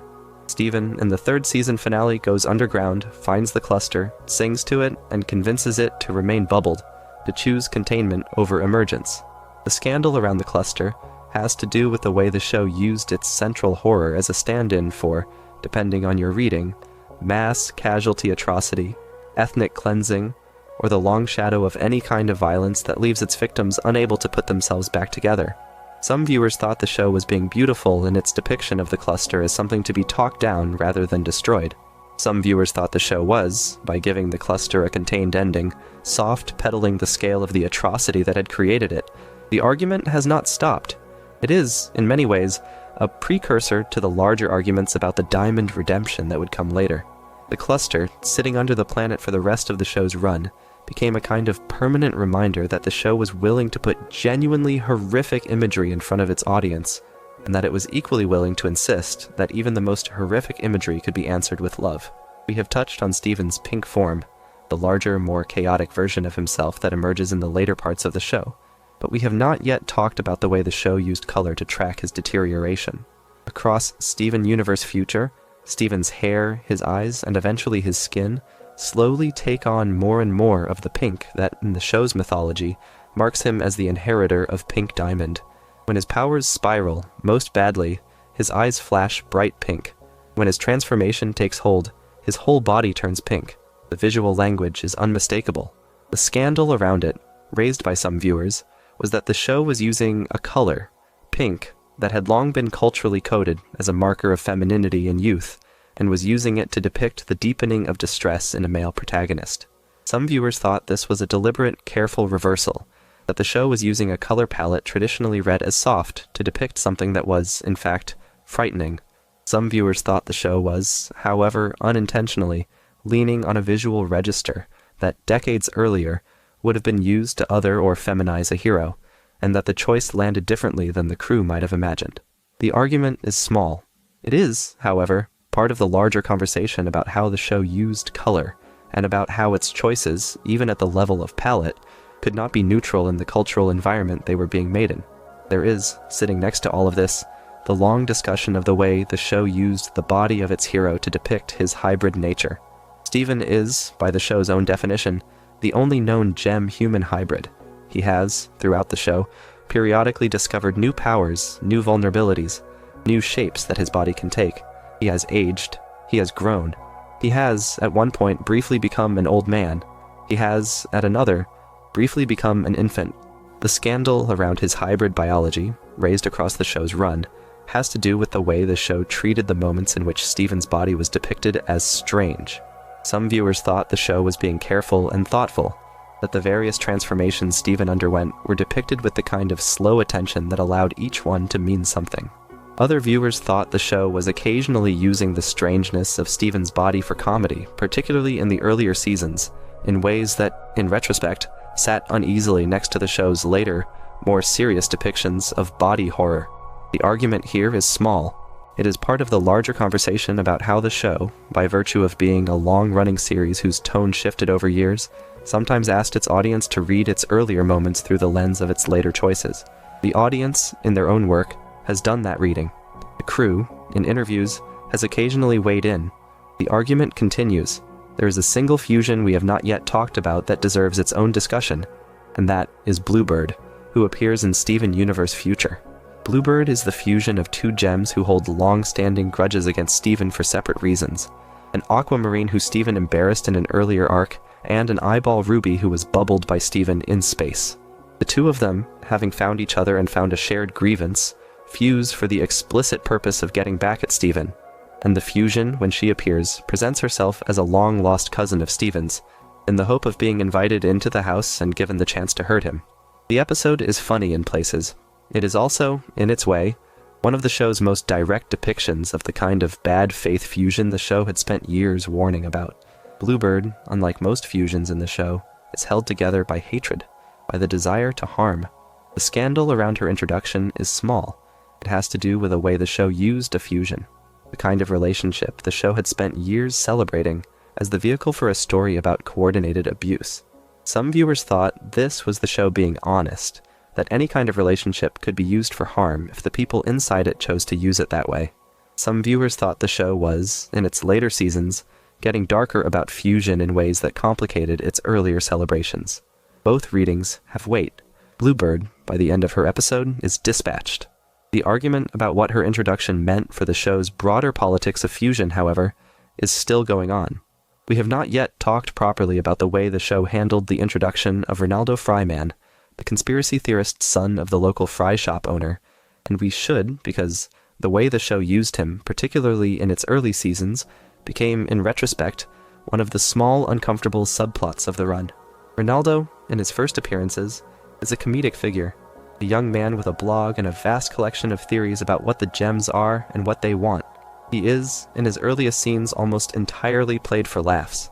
The show, in his later episodes, deepened him, gave him friends, gave him moments of genuine insight. The scandal, however small, is that Ronaldo, in his first incarnation, was used as a stand-in for the kind of online conspiracy theorist that, in the years after the show began, became a much more pointed cultural figure than the show could have anticipated. The character, by the time the show ended, had been gently rehabilitated. The early episodes, however, sit there, depicting a kind of comedy that, viewed now, reads differently than it did when it aired. The argument about whether the show owes its early Ronaldo a different framing in retrospect is small.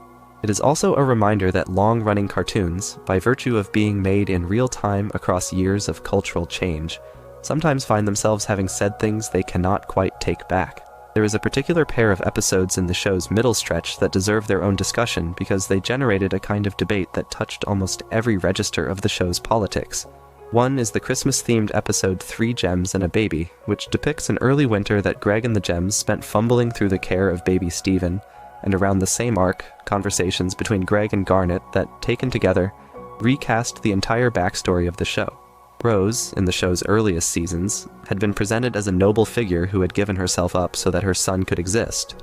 The later episodes, taken together, complicated that picture. Rose, as far as fans have pieced together from these stretches, had chosen to become Steven without fully consulting the Gems who had been her family for thousands of years. Pearl, in particular, was shown to have been blindsided. Garnet, in her conversations with Greg, was shown to have spent years quietly carrying complicated feelings about the choice his relationship with Rose had forced. The arguments these episodes generated were familiar by this point. Some viewers thought the show was being honest, that the more complicated version of Rose was the more interesting version. Some viewers thought the show was, by complicating its founding mother, undercutting the simple emotional architecture that had made the early seasons work. The argument, in pieces, is still going on. 3 Gems, and a Baby, in particular, has become one of the show's most quietly painful episodes, the kind of half-hour that, watched in isolation, plays as a small horror story about people who lost someone they loved in a way they were never given the chance to consent to. We should talk in this stretch about the brief and complicated arc that turned a small, surly teenager into one of the most beloved characters in the show. The teenager in question is Lars, who we have already met, and the arc is the one in which Lars, having traveled to the Diamond homeworld with Steven, is wounded in a fight, on the brink of death, and brought back by Steven's healing powers, returning to life with bright pink skin and a portal in his hair that lets Steven communicate with him across galaxies. The scandal around Lars's resurrection is, by this point, recognizable. Some viewers thought it was beautiful, the show giving a previously minor character a profound, transformative arc, and turning him into something genuinely new. Some viewers thought the arc was a tonal mistake, that turning a relatable, anxious teenager into a magical pink demigod stretched the show's metaphors past the point where they could carry meaning. Some viewers thought the depiction of Lars's near-death and revival, particularly the moment in which Steven, distraught, cries on Lars's still body and then watches him come back, was an attempt at depicting the unrepresentable, namely the experience of nearly losing someone you love and the impossible relief of having them returned. All of these readings have defenders. Lars himself, after his revival, became the captain of a ship full of off-color gems, which we have already discussed, and his eventual return to Earth in the final stretch of the show is one of the moments the fandom celebrates most warmly. The scandal of his pinkness, however, is still there. He never quite goes back to who he was. The show treats this as a kind of growth. The audience, depending on who you ask, treats it as either a gift or a loss. There is a quietly persistent set of arguments about the way the show handled the previous Pink Pearl, the predecessor we now know by the affectionate fan nickname Volleyball, and we should give this its own moment. The reveal that Pink Diamond had originally had a different Pearl, who had been replaced by the Pearl we know, comes near the end of the main run, in an episode called Volleyball. The episode is a small, careful study of a survivor of long-term harm, meeting another survivor for the first time and trying to figure out whether they have a language they can share. The conversation is tender. The conversation is also, by every reasonable reading, devastating, because the two of them are trying to put words to something they were not allowed to put words to for thousands of years. The scandal around the episode is small. It has to do with the depiction of White Diamond's role in damaging the original Pink Pearl, and the show's refusal, here as elsewhere, to give the audience a confrontation between the harmer and the harmed. The episode lets the survivors talk to each other. It does not let them talk to the figure who hurt them. The argument among fans, after the episode aired, was familiar. Some viewers thought the choice was right, that the survivors deserved to have a conversation that was about themselves rather than about their shared past. Some viewers thought the choice was a dodge. Both arguments are still being made. The episode itself, by the consensus of almost every fan ranking, is one of the show's most quietly beautiful half hours. The scandals that involve White Diamond directly are some of the most argued about in the show. White Diamond, when she finally appears in person near the end of the main run, is depicted as the most powerful of the 4 diamonds, the one whose perfectionism has held the Empire together, the one whose grief over the supposed loss of Pink Diamond turned into the kind of denial that allowed her to ignore everything that was wrong. In her introductory scenes, she is genuinely terrifying. She uses the bodies of the other diamonds. She uses Steven. She speaks, through other people's mouths, in a voice that suggests she has never been told no. The scandal around her arc is that, by the end of Change Your Mind, the show forgives her. White, having seen what Steven actually is, having had her own self-image broken open by Steven's refusal to be her vision of Pink, becomes, in the final shots of the main run, one of the people traveling to the homeworld to begin the slow work of repair. The argument about whether this was the right ending is the argument we have been having about the diamonds for the entire conversation. White, however, is the sharpest version of it.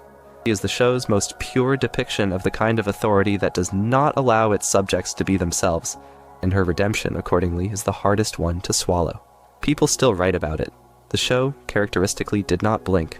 We should spend a moment on the way the show handled the introduction of Garnet's voice, which we touched on earlier, because there is an additional small piece of the conversation we have not yet covered. In the very first episodes of the show, Garnet does not speak much. Her voice, when she does speak, is provided by Estelle from the very first appearance, but the writers, in early interviews, talked about how they had built Garnet as a kind of quiet, watchful presence in the show's first months because they were not yet sure how to write her. As the show developed, Garnet's voice grew, both in literal terms, with longer speeches and more songs, and in metaphorical terms, with the character emerging as the moral center of the crystal gems. The scandal here, raised quietly in fan discussions over the years, is about the way the early writing of Garnet as a more silent presence was rewritten in fan memory as a deliberate choice to center her later. The early Garnet was, by some measures, a kind of placeholder character whose meaning grew as the show grew. The later Garnet was, by every measure, one of the most beloved characters in the run. The argument about how to reconcile those two Garnets, about whether the show had always known what it had in her or had figured it out as it went, is a small but persistent piece of the show's afterlife. Estelle, in interviews, has been gracious about the evolution.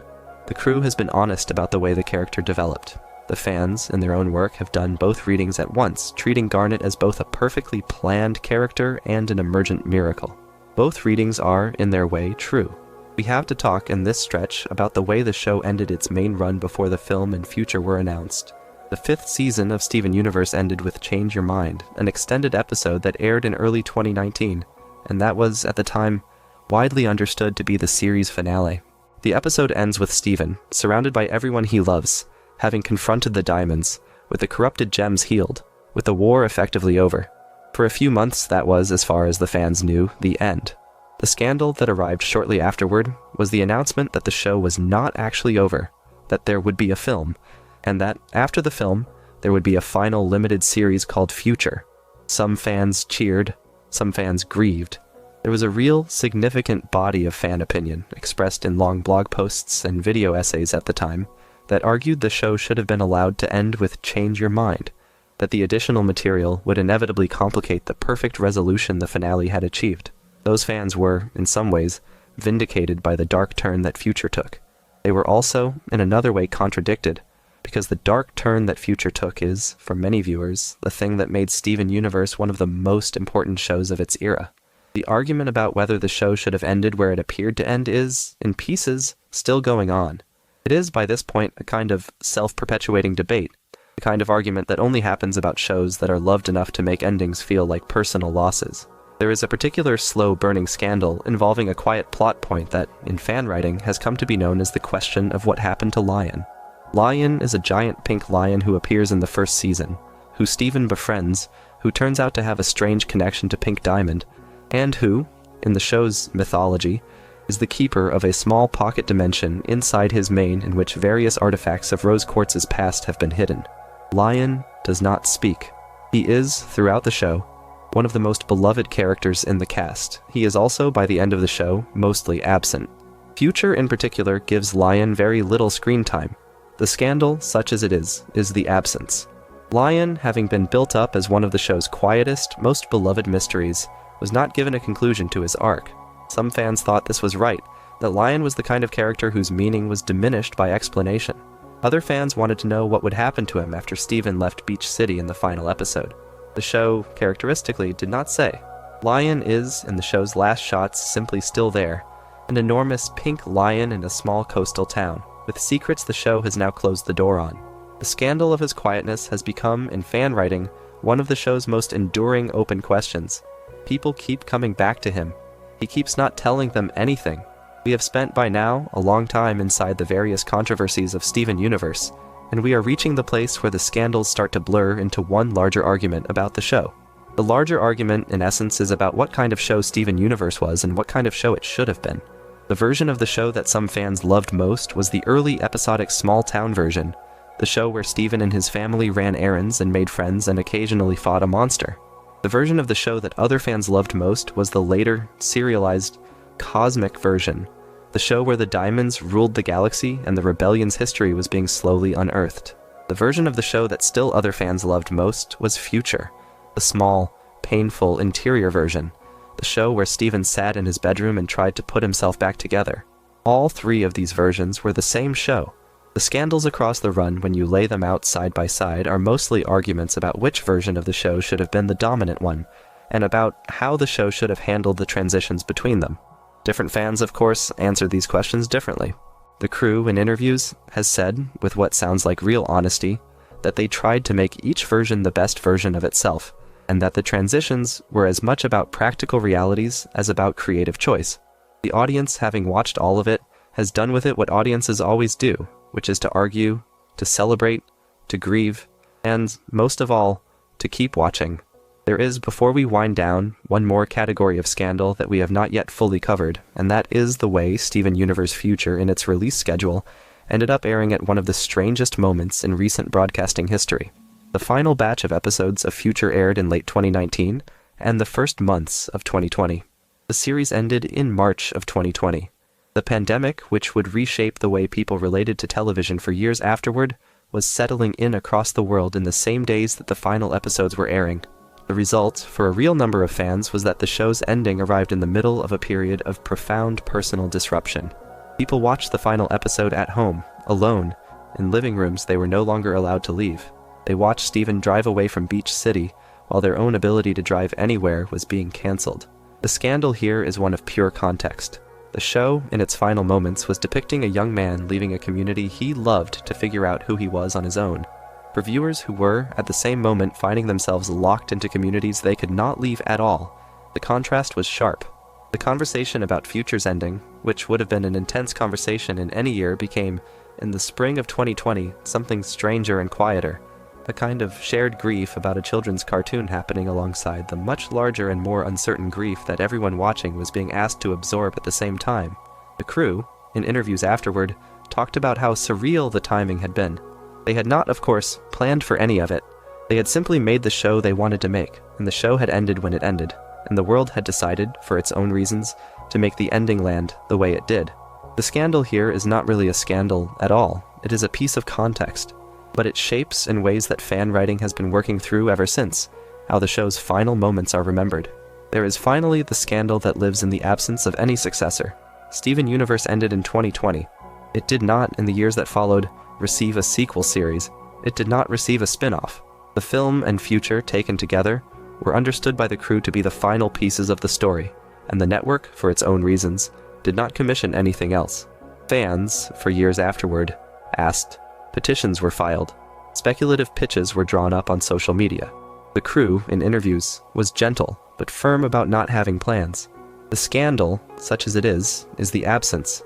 The show that had been, for a decade, the most discussed cartoon in the room had been allowed to end, and then, more or less, to fall silent.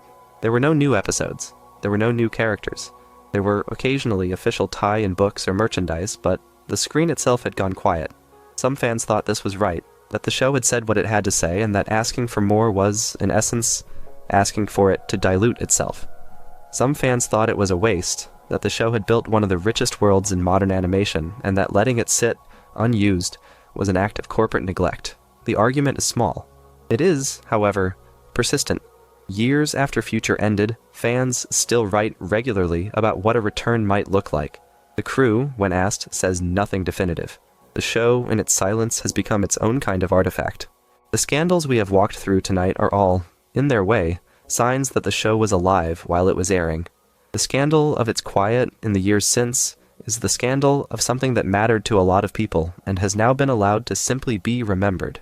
So we come, at the end of this long walk through every controversy a small children's cartoon spent a decade gathering around itself, to the place where the show actually sits in the larger story of its medium. Steven Universe was, by any honest reckoning, one of the most important animated television series of its era. It was made by a small team in conditions that were rarely as generous as the work deserved, and it was watched by an audience that often loved it more intensely than the show was equipped to bear. It made mistakes. It made choices that some of its viewers would never forgive. It made other choices that some of its viewers will remember as among the most important pieces of art they encountered in their adolescence. It changed, in real and measurable ways, what was possible on a major American children's network. It became, in the years that followed, kind of permission slip for the cartoons that came after it, and the people who made it went on to make other things that built, in turn, on what they had learned. The scandals across its run, when you lay them all out together, are mostly the scandals that any ambitious, sustained work generates when it is loved by a lot of people who care about every choice it makes. The fact that there are so many of them is, in its own way, a sign of how seriously the show is being taken. Cartoons that nobody cares about do not get this kind of long conversation. Cartoons that nobody loves do not get the kind of arguments we have walked through tonight. If you have made it this far, you have heard a lot about a show that, in the years since it ended, has slowly turned into the kind of cultural object that gets cited in academic papers and recited in songs by people who were small children when it first aired. The show is, by now, a kind of mirror. People look at it and see what they brought to it. Some of them see the most thoughtful queer cartoon ever made on a major American network. Some of them see a show that, despite its ambitions, did not quite manage to give every one of its characters what they deserved. Some of them see a story about a boy who learned to be held. Some of them see a story about a boy who, having spent his entire childhood saving everyone, finally drove away to figure out how to save himself. All of these readings are, in their own way, the right reading. The show was big enough to hold them all. The scandals, in the end, were the conversation the show was having with itself and with the people who loved it. That conversation is in some ways still going on. It will probably go on for a long time. There is a generation of people who grew up watching Steven Universe, and that generation, now mostly adult, has not finished thinking about what the show was, what it tried to be, and what it gave them. The show, in its absence, keeps reaching back. And so, in the small quiet of a late night, with the lights low and the world settled around you, the only thing left to say is that this is what happens to a children's cartoon when it dares to mean something. People keep talking about it. People keep arguing about it. People keep loving it. And in that long, slow, ongoing conversation, the show, which has been off the air for years now, is somehow still alive. If you enjoyed the video, make sure to subscribe and I'll see you in the next one.